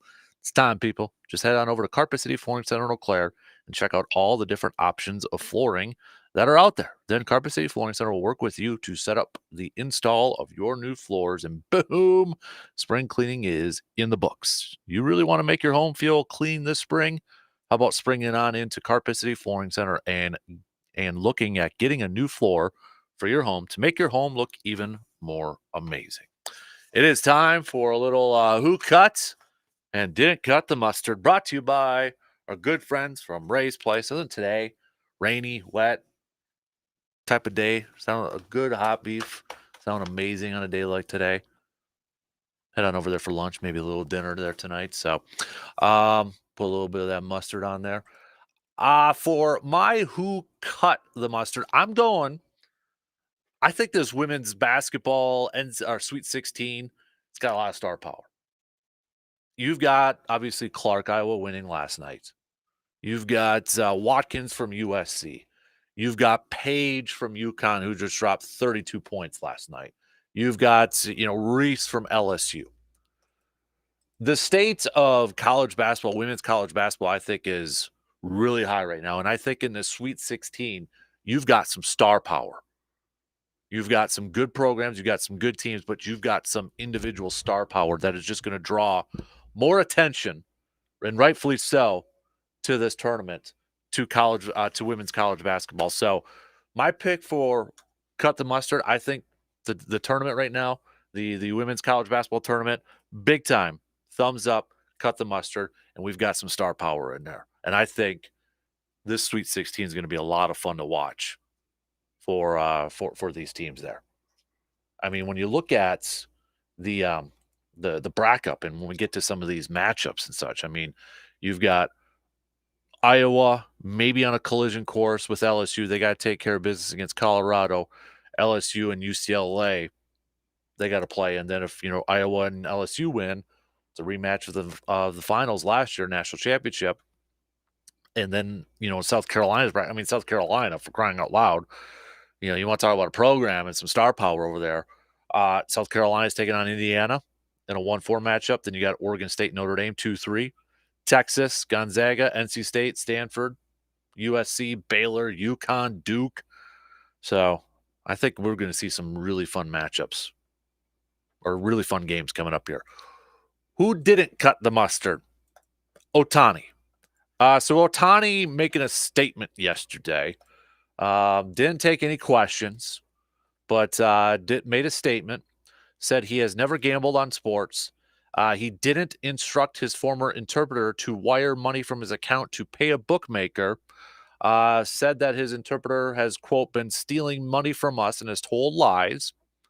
On a personal note, I'm very sad and shocked that someone who I have trusted has done this. Went on to say, I'd never bet on baseball or any other sports or never asked anybody to do that on my behalf. I have never went through a bookmaker to bet on sports. Up until a couple of days ago, I didn't know that this was happening. So here's the thing, though. As Andrew Brandt, who we've quoted, and he's been on our program before, put out on Twitter, either Ohtani is not telling the truth or has the worst best friend, interpreter, accountant, manager, agent, and bank. And he's exactly right. There's so many more questions surrounding this thing. I don't know if Ohtani knew or not. I don't know. I mean, it's just the timeline of everything where, he was set up. The interpreter was set up. He was doing an interview with ESPN about all this. So, I mean, it was like, oh, they knew about it, but then they got caught like, oh, this is actually something bad. Okay. We got to nip this in the bud. It almost felt like the Dodgers or Otani's group or whatever thought, okay, this isn't that big of a deal. Yeah, he wired him some money to pay off some debts. Then they realized, like, oh yeah, this actually is a big deal. So we got to backtrack here a little bit. It's weird, and there's a whole lot more questions surrounding this. And I agree with Andrew Brandt. Either Otani is not telling the truth, or he by far has the worst best friend, interpreter, accountant, manager, agent, and bank. And as he said, in history. I hate to say it, but it almost just feels like it is the interpreter just going down as kind of a fall guy. I think there's a whole lot more to this. Don't want to throw out any conspiracy or prejudgments or anything. It feels like there's a whole lot more, and I don't know if we will actually ever know the truth. All right, 2 in. We got 1 more to go here. Let's do some ASAP Used Auto Parts Grind My Gears Tuesday. That's coming up after these quick news updates.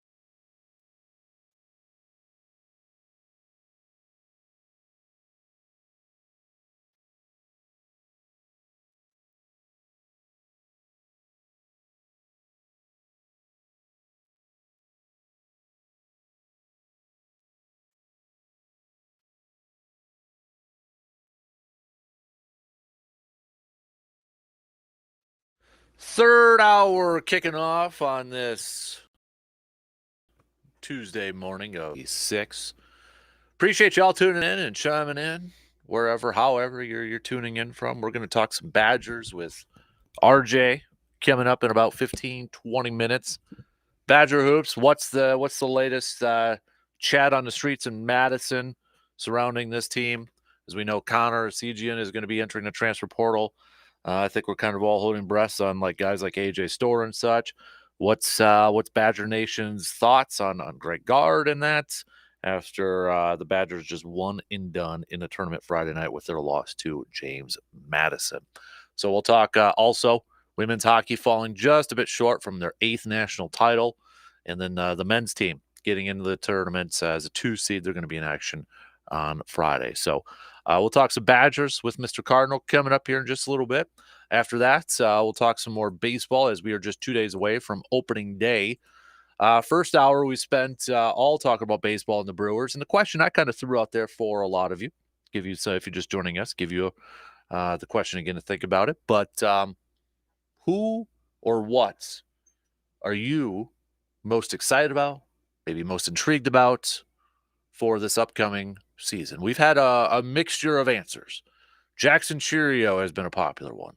Pat Murphy, being the new manager, has been a popular one. How the starting rotation is going to look this year. How the youngsters of Sal Frelick and Terrain, can they make kind of year 2 jumps, if you will? So we've had a mixture of different answers, which I've kind of expected. But if you haven't had a chance to give us your input, let me know. Hit me up with a text on that Shoe Doctors bullpen line, 715-830-1912. It's time for a little Grind My Gears, brought to you by ASAP Used Auto Parts. I'm a Dion guy. I was a Dion fan as a kid, but Dion is a part of my Grind My Gears Tuesday. So he recently said on an appearance on $1 Million Worth of Game, it's a podcast, that said his son, quarterback Shedeur Sanders, as well as Travis Hunter, who plays both offense and defense, 2 very talented players. Dion has already said they will refuse to play for certain teams when it comes to the NFL, and that they might even pull an Eli Manning. Quote, I know where I want them to go, so it's certain cities. That ain't going to happen. It's going to be an Eli. So we've seen players do this before. Yes, Eli, Elway, all that stuff. We've seen that. And there was some talk about Caleb Williams doing this to Chicago. But we're a year away. And who knows if Sanders and Hunter are going to be first-round picks. I mean, they're trending that way. They're a really good shot that they're going to be. We'll see how this year plays out. But come on. Really? The quote, I know where I want them to play. The whole trying to force your way. There's a lot of these dudes. Majority of them would just, they're happy to be drafted. They'll go play out whoever drafts them. They get an opportunity to play in the NFL. They get a chance to play in the NFL. And I don't know if Shedeur Sanders is going to go on to be a great quarterback. If you're going to pull this to where you are kind of forcing your hand to where you want to be drafted, you better be a pretty darn good player. You better be a franchise type of quarterback. Because if you're not, oh boy, same with Hunter. I mean, Dion's already kind of putting the pressure on their shoulders, which is not a big surprise because it's Dion and confidence and swag and all that stuff. But I don't like this kind of stuff, and maybe I'm in the minority in that. But Dion, he mentioned the teams that he played on as fits. Weird teams that he played on. Dion wants both of his players to play in a city that fits them, and he mentioned the 49ers, the Cowboys, the Commanders, and Ravens as possible landing spots. So there you go.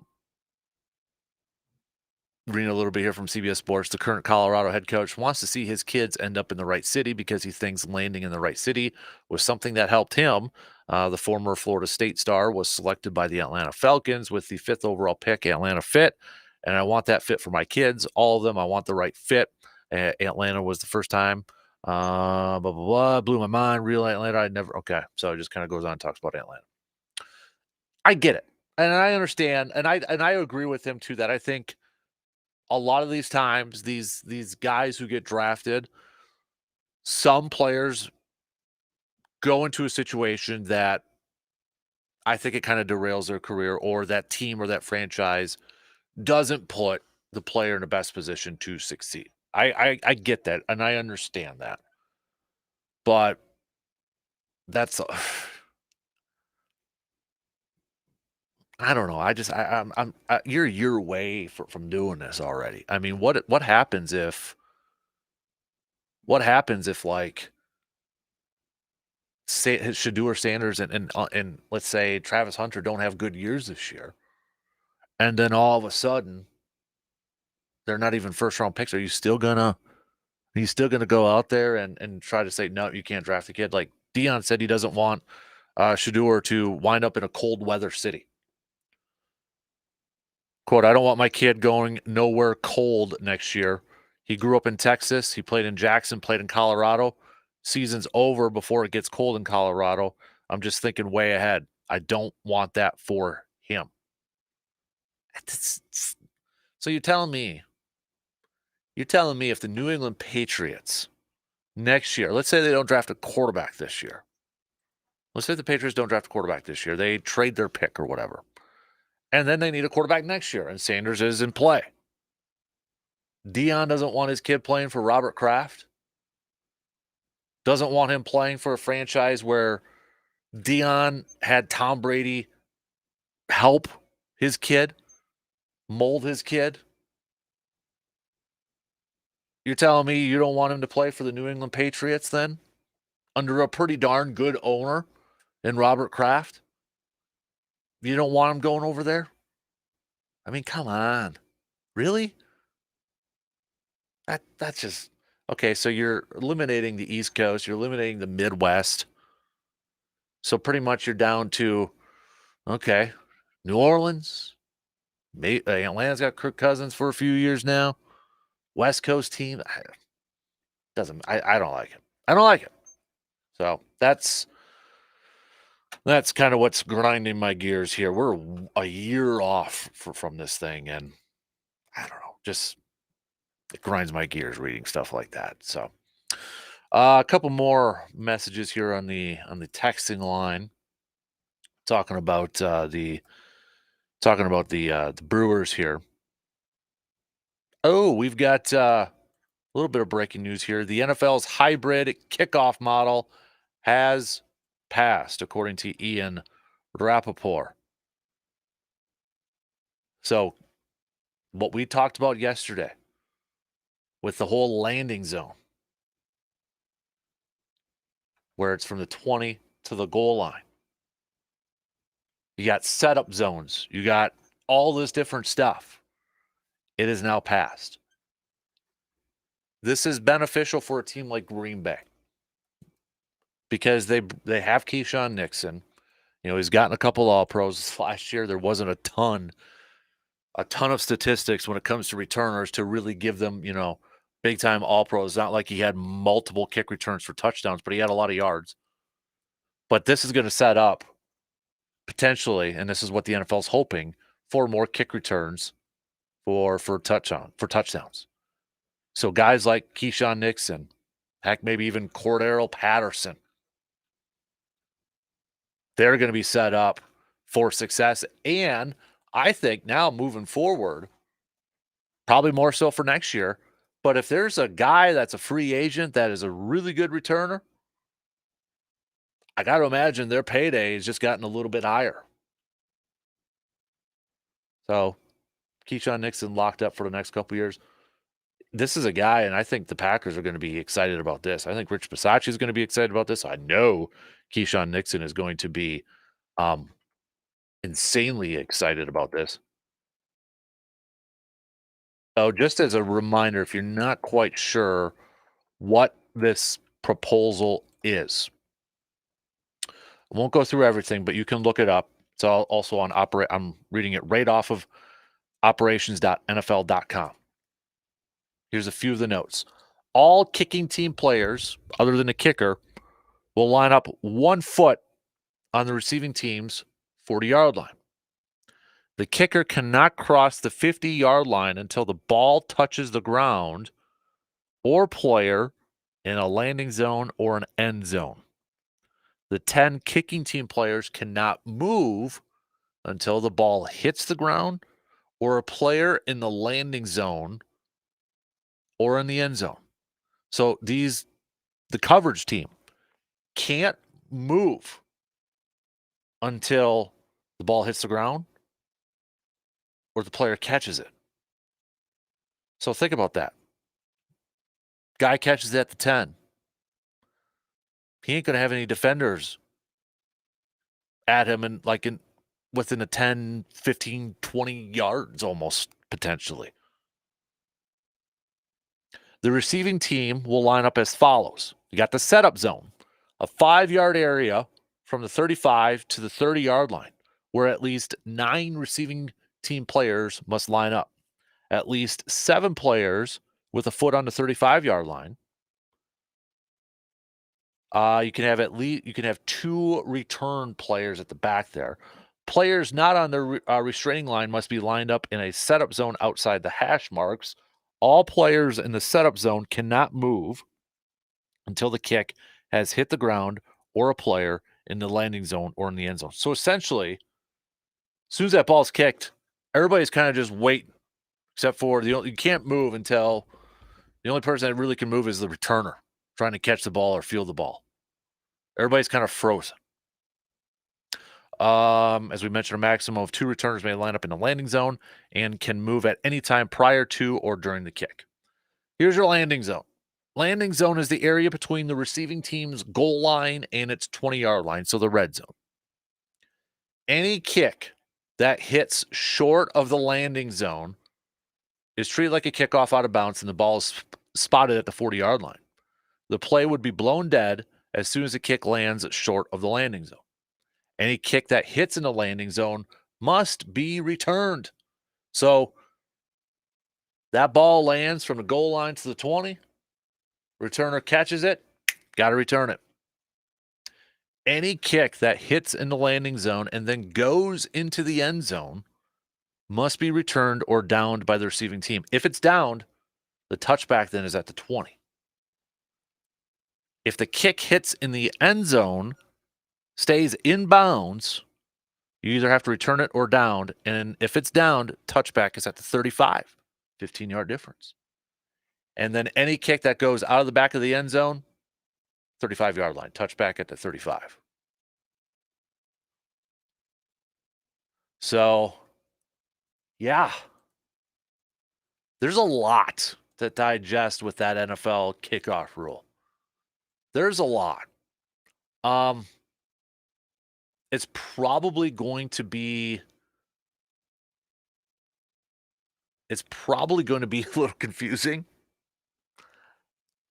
The special teams coordinators, it sounds like they were in favor of this. It sounds like they were, because Rizzi and Fossil, the 2 coordinators from Saints and the Cowboys, kind of did the proposal or talked about it with the owners and such.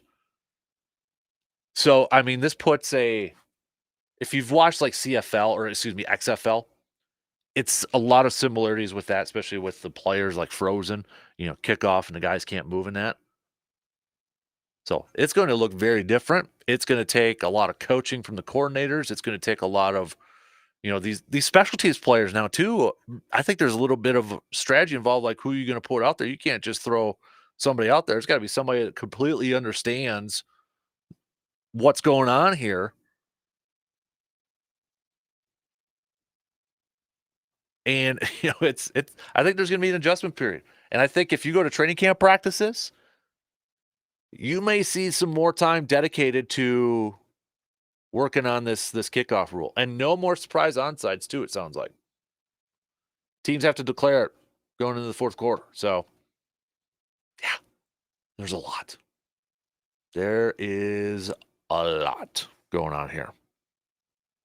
But if you got a good returner, you're probably pretty happy right now. Let's take a quick break, and we'll talk some Badgers with Mr. Cardinal. We'll talk some hoops. We'll talk some hockey. Boy, talk about three kind of different stories there. We'll be back after these quick words.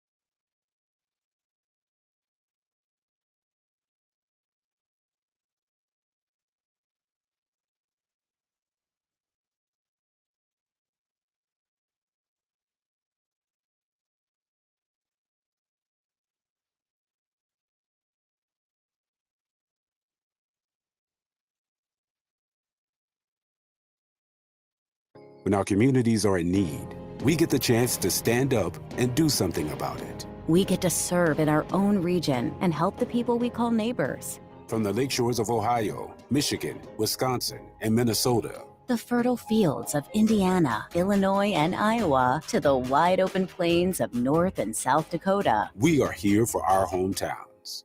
And together, we can make a difference. Take on your legacy. Visit NationalGuard.com to find out more. Sponsored by the Wisconsin Army National Guard. Aired by the Wisconsin Broadcasters Association and this station. Here's another remarkable success story from QC Kinetics. This one from Chad, who hurt his knee at the gym one day, and it just kept on hurting for months. From my high school football and wrestling days, I already had a little bit of damage in there, but this just sent it over the edge. Chad tried traditional treatments with no improvement when he turned to the non-surgical regenerative treatments at QC Kinetics. It was really fascinating how they did their work, and the science behind it was very intriguing, and it works. Extracting the cure out of my own body blew my mind. It's like I'm brand new again. It was fantastic. That's because the QC Kinetics natural biologic treatments use your body's own healing power to restore damaged tissue in your hips, shoulders, back, and knees, providing long-lasting relief. Now I'm back at the gym. I'm 100% feeling great. If you're tired of suffering with pain from arthritis or injury, call QC Kinetics now for a free consultation. Call QC Kinetics, 715-443-4440. That's 715-443-4440. 715-443-4440. It's all new, and we're calling it The Farm at 95.9 FM and 1150 AM. I'm Bob Bosol, and for over 40 years, I've reported on the world of agriculture on wax. But that only gives me an hour or so a day, and since we all know you're working a lot longer than that, we created The Farm. We get you round-the-clock information you need and play the songs that help you get through another Midwest workday from Wayland and Willie to Mellencamp and Combs. Farming isn't just a job, it's a lifestyle, and this is the soundtrack to it. Welcome to The Farm at 95.9 FM and 1150 AM.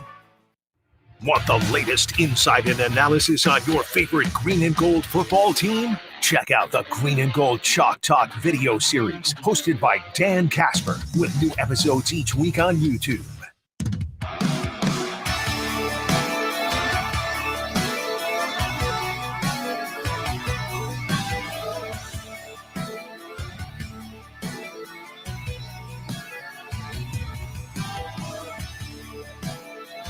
Closer we get to summer, are you starting to figure out your 2024 travel plans, or maybe trying to schedule all your kids to get to their games and events? Well, you need to make sure you have the proper working vehicle to get you to point A to point B. And that's where Toyson Ford can help you out. Whether you're looking for a new or high quality used vehicle to make sure you can safely hit the road, Toyson Ford has just what you're looking for. And to top it off, they have a top-of-the-line service department as well. Toyson Ford knows how important it is for you to have a reliable vehicle to hit the road.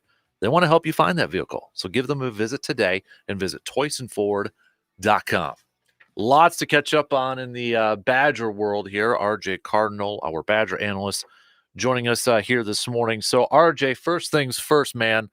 What's the talk like down in Madison surrounding this basketball team and head coach Greg Gard right now, just a few days after Friday night's game? Really depends on who you talk to. There's people who say it can get worse, keep him, and there's people who are like, can't get much worse than we already are. He's got to go. So I'm not sure.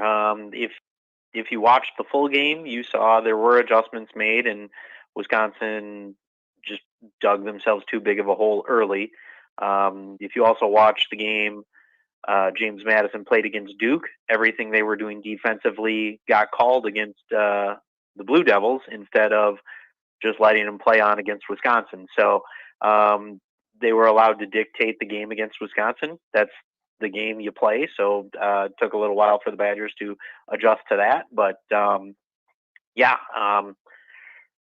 it's a game that probably could have gone a different way, but didn't. And we're seeing we saw some emotion come out in the locker room.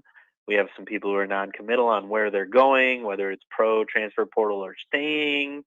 Connor Essien has left the program. 2 walk-ons have now entered the transfer portal. So there will be some new faces on this roster next year, not including the 2 incoming freshmen. Is the big one we're still kind of holding our breath on, AJ Storr, and waiting to see? Because he sounded like he was pretty non-committal either way after the game. And I know emotions running high just minutes after that game, but he didn't say one way or the other whether it was stay in, transferring, or going to the draft. Right. Like you said, really didn't say much of anything. So it wasn't pro or stay. It wasn't what are your options. And apparently somebody got some better talk with him, and he said all options are open. So we'll see what happens there. Apparently There's rumors out there that Illinois has been talking to him. Don't know how that's happened unless you're talking to him as soon as the portal opens while he's still playing. Other rumors are Kansas has been talking to him, and some SEC schools have as well. So who really knows? Amazing athlete, has had some poor shot selection as of late. But other than that, I mean, he was a great addition to the team this year. We'll see what happens moving forward. Now, I mean, at this point, Greg Gard's coming back next year, but how much do you think he is going to be on the hot seat next year, considering how this season kind of started and then kind of ended? I mean, at first blush, we didn't really know what to expect, and they really exceeded expectations. Then the fall, falling down to grace, and then early out of the tournament. I mean, I feel like he's going to be back at this point next year, but how hot is that seat, do you think? I think it'll be it'll start out warm already at the beginning of this season. So it's one, if they are underperforming, it could be we'll wait until the end of the year, or it could end up turning out to be if they're really underperforming in the middle of the season. I mean, we've seen it before where this AD has decided to make changes in the middle of the season. So, it'll be interesting to see what happens, but definitely there will be some level of heat on Greg Gard's coaching seat as he enters next season. I saw this kind of trending on Twitter the other day, or the X or whatever. Greg Gard made 2 Sweet 16s when he began his career with Bo Ryan's guys, but he hasn't made Sweet 16 since then. And I understand it to a T, but I also feel like that doesn't tell the whole story, RJ, too, because I mean, Greg Gard had a huge hand in recruiting under Bo Ryan. So I mean, is there anything to a statistic like that a lot of Badger fans are running with right now? No, it's not like a completely new coaching staff took over. Right. He moved up one seat. So I think it's along those lines of, that seems a little odd to be using that, especially when Gard was the main recruiter. The thing you maybe can look at is the development of the players. It's not like they've gone after a different kind of player and swung and miss on everything. There are guys who choose not to go here from this state. I get that. But if they choose not to go here, not much you can do about it. We've talked about it before, the negative recruitment of what everybody tells kids the playing style of Wisconsin is, as opposed to what it actually is.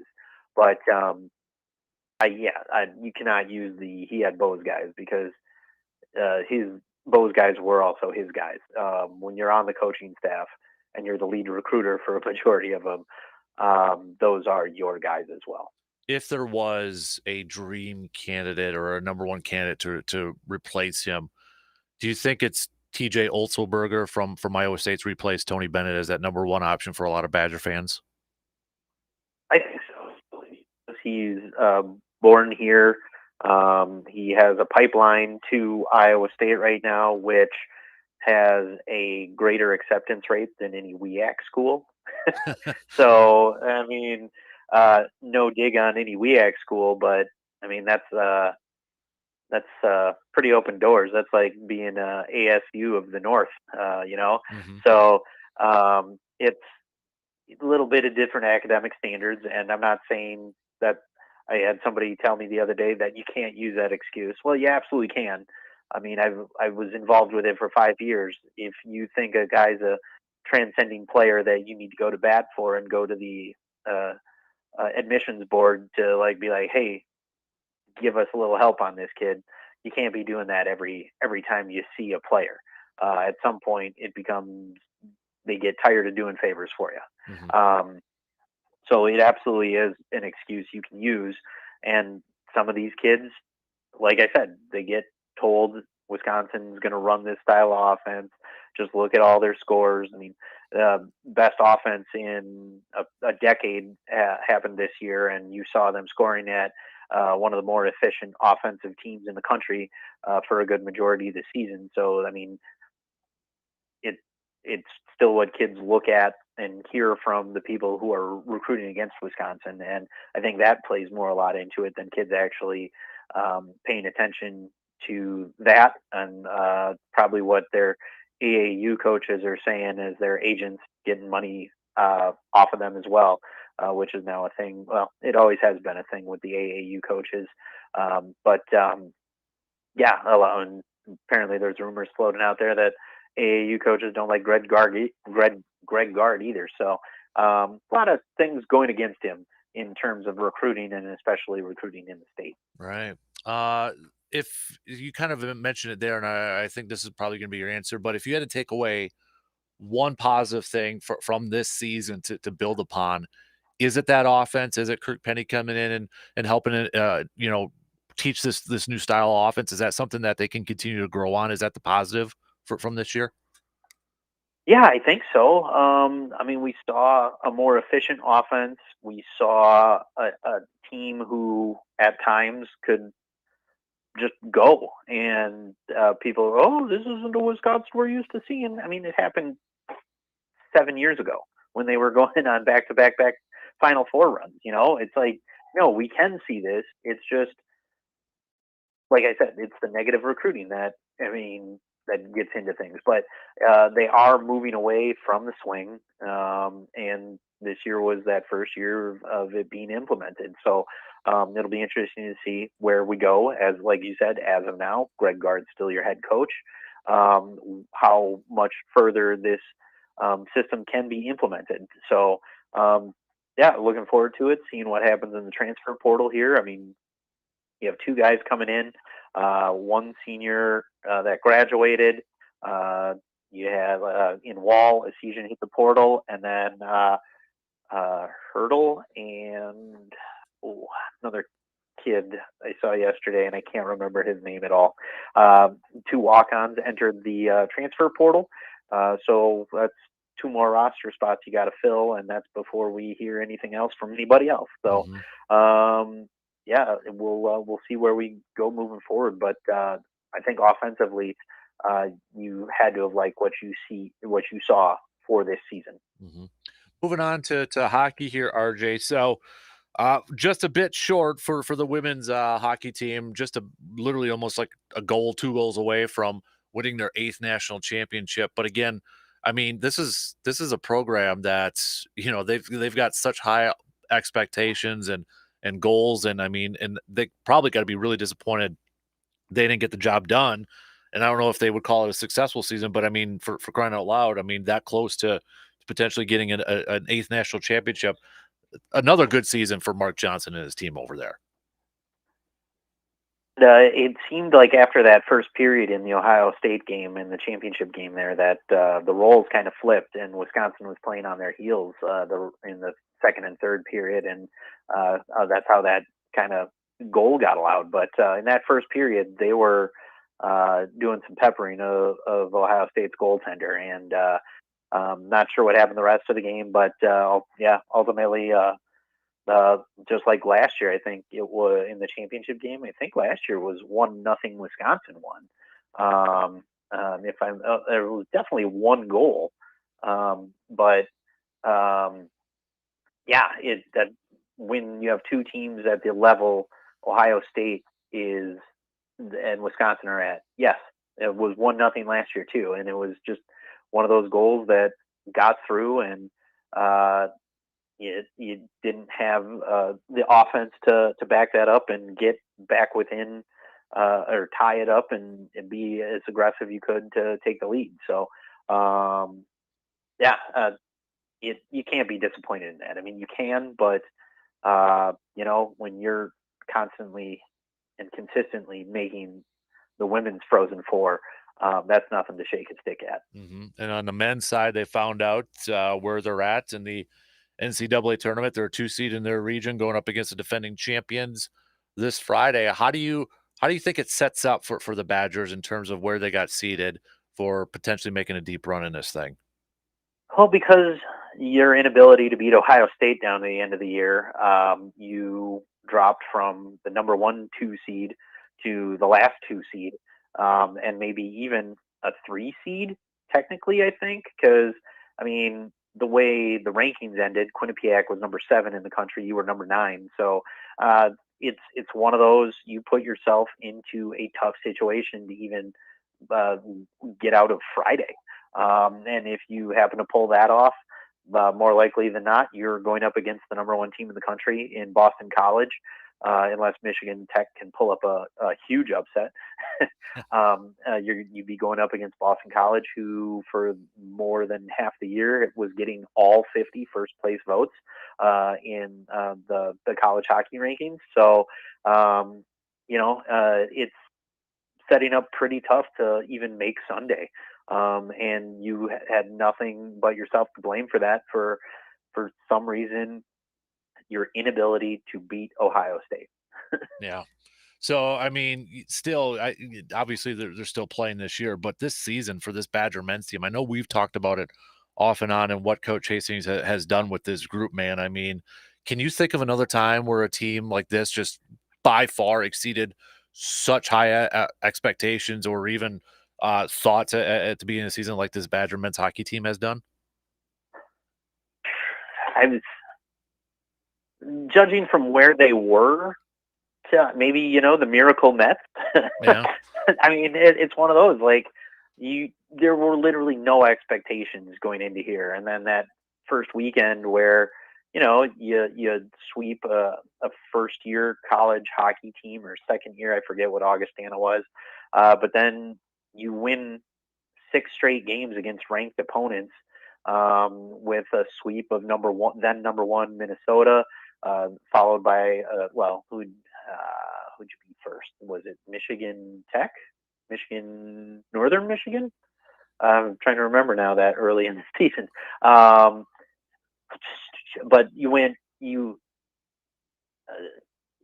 after losing to North Dakota, Michigan Tech you swept, Minnesota you swept, and then Michigan you swept, all ranked teams. And it was one of those where you're watching this team, you're like, oh, something's different here. Mm-hmm. And you saw outside of the first round of the Big Ten games, where you got swept by Michigan State, but you swept your way through the first go around through the Big Ten. You did pretty well still in the second time, getting splits or the extra points against the rest of the Big Ten minus Ohio State. And then, ultimately, whatever Ohio State flipped in the second half of the season, it was your downfall after your first time hosting a Big Ten tournament game or series. So, it's one of those. It was good to see people going back to games. So the crowd's back into it, and hopefully that'll turn into more season ticket holders moving forward and more people getting back interested in this Wisconsin hockey program. All right, before I let you go, I know it's an NFL thing, but it's a football thing. What do you make of the new kickoff rule that just passed? Do you like it? Can we see something like this maybe at the college level and such? I would have liked them to adopt the old XFL touchdown, where everybody's down there, and sure, it might. But you know what? If for safety reasons, it's one of those. That tends to be where you see the most injuries and head injuries on kickoffs and things like that, because everybody's flying around. It's no real anything. No real order on kickoffs. So as we step to moving closer to something that will allow people to still have kick returns, but be able to not have a whole group of guys try to murder each other. Yeah. It's almost like, when they outlawed the wedge, right? That really was hurting people. So probably would have liked to see that XFL, like everybody starts down in the red zone area except the kicker. And that way it's a little more safe, but I'm absolutely okay with it. It's definitely going to be an adjustment to get to this. I can't wait to try to explain it to my 6-year-old when he first sees it on TV. So that's going to be something. So what the heck is this? Yeah, right. Well, you got landing zone, you got a starting zone. And then, if they kick it out of the end zone, it's 35. But if he downs it in the end zone, it's 20. It's going to be a little confusing. But I Yeah. I liked it that we're going to get returns back in the game too.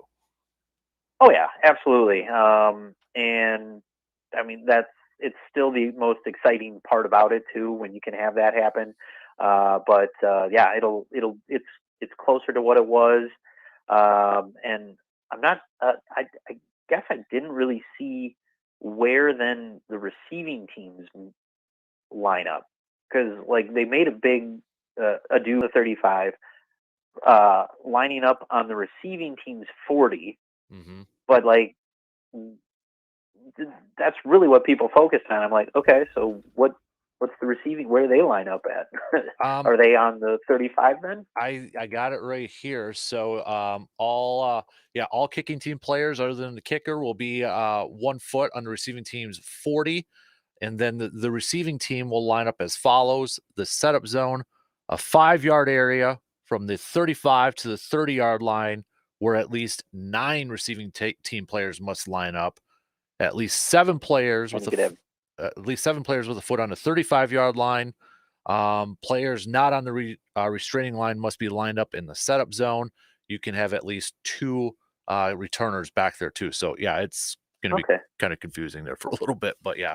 Yeah, I mean, you're essentially just shrinking the field while allowing a zone to catch the ball unless somebody's really got a rocket of a leg and can still put it through the end zone. But yeah, I guess it's moving towards the because I think it was on the 25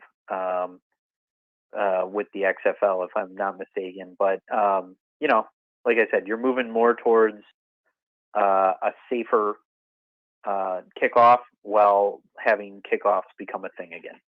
Yep.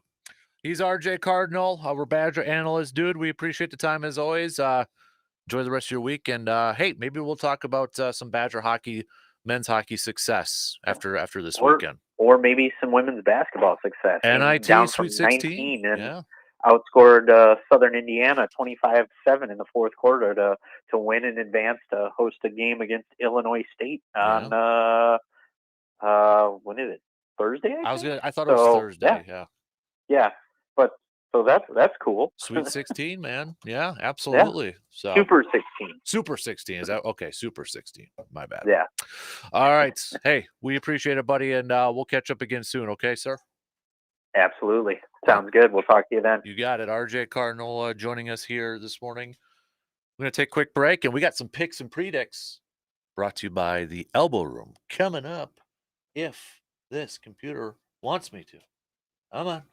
Oh, goodness gracious.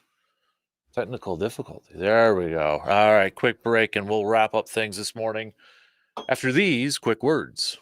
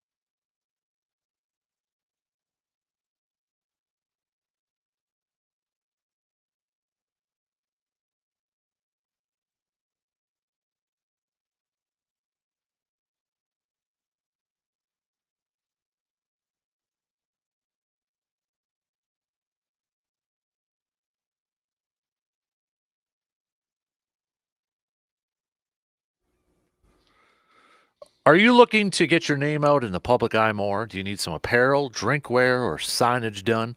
Whatever marketing materials you may be looking for, Resonance Branding Company has a wide range of items to help make your brand stand out from the competition. All your branding needs in one convenient place. Resonance is here to save you time, money, and headaches. They can also set you up with an online store to sell your items too. So let me simply ask you, does your brand resonate? Resonance Branding Company, the official swag provider for the program and the Man Cave podcast. The Badger women's basketball team does play Thursday, 7 p.m. 7 p.m. We'll be taking on Illinois State in Madison. But yeah, as we mentioned in the beginning portion of the program, first hour, I believe we talked about it a little bit there. Badgers making a comeback in the fourth quarter, trailed by 19 at the half. 67-62 victory, though, against Southern Indiana.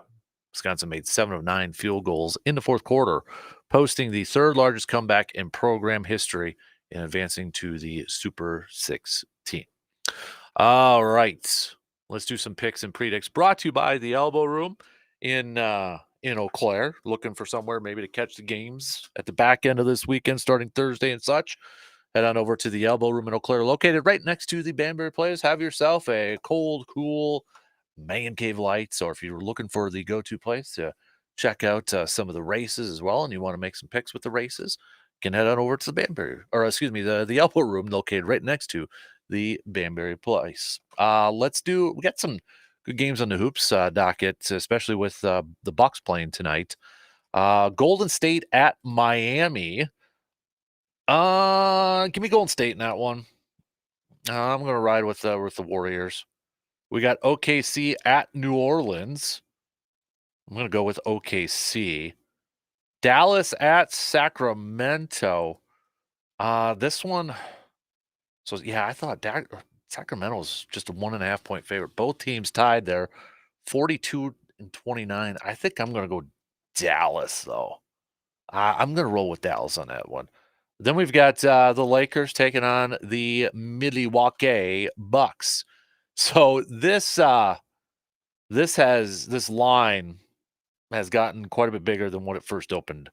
Milwaukee opened up as a 3.5 point favorite. It is now 8.5 for Milwaukee because it sounds like LeBron won't be playing this game. Now, could change, but there was some chat yesterday that he might not be able to go for tonight's game. So that obviously has had an effect on the line here. Regardless, even if LeBron was playing, I'd still take the Bucks, and I'm going to take the Bucks tonight to get their 47th victory of the season. Current standings right now as we start to wrap up this regular season. The Boston Celtics have clinched the Eastern Conference division. No big surprise there. So they kind of, I don't want to say go on cruise control because you don't want to necessarily go into the playoffs rusting it. And I know that it's 7-game series and such. So, you know, they'd have some time to make up for it. But it'll be interesting to see how Boston now approaches their final games in the regular season, knowing they got the conference locked up. How many minutes do they give guys like Tatum and Brown and such and Porzingis? They've got 10 more games left to go.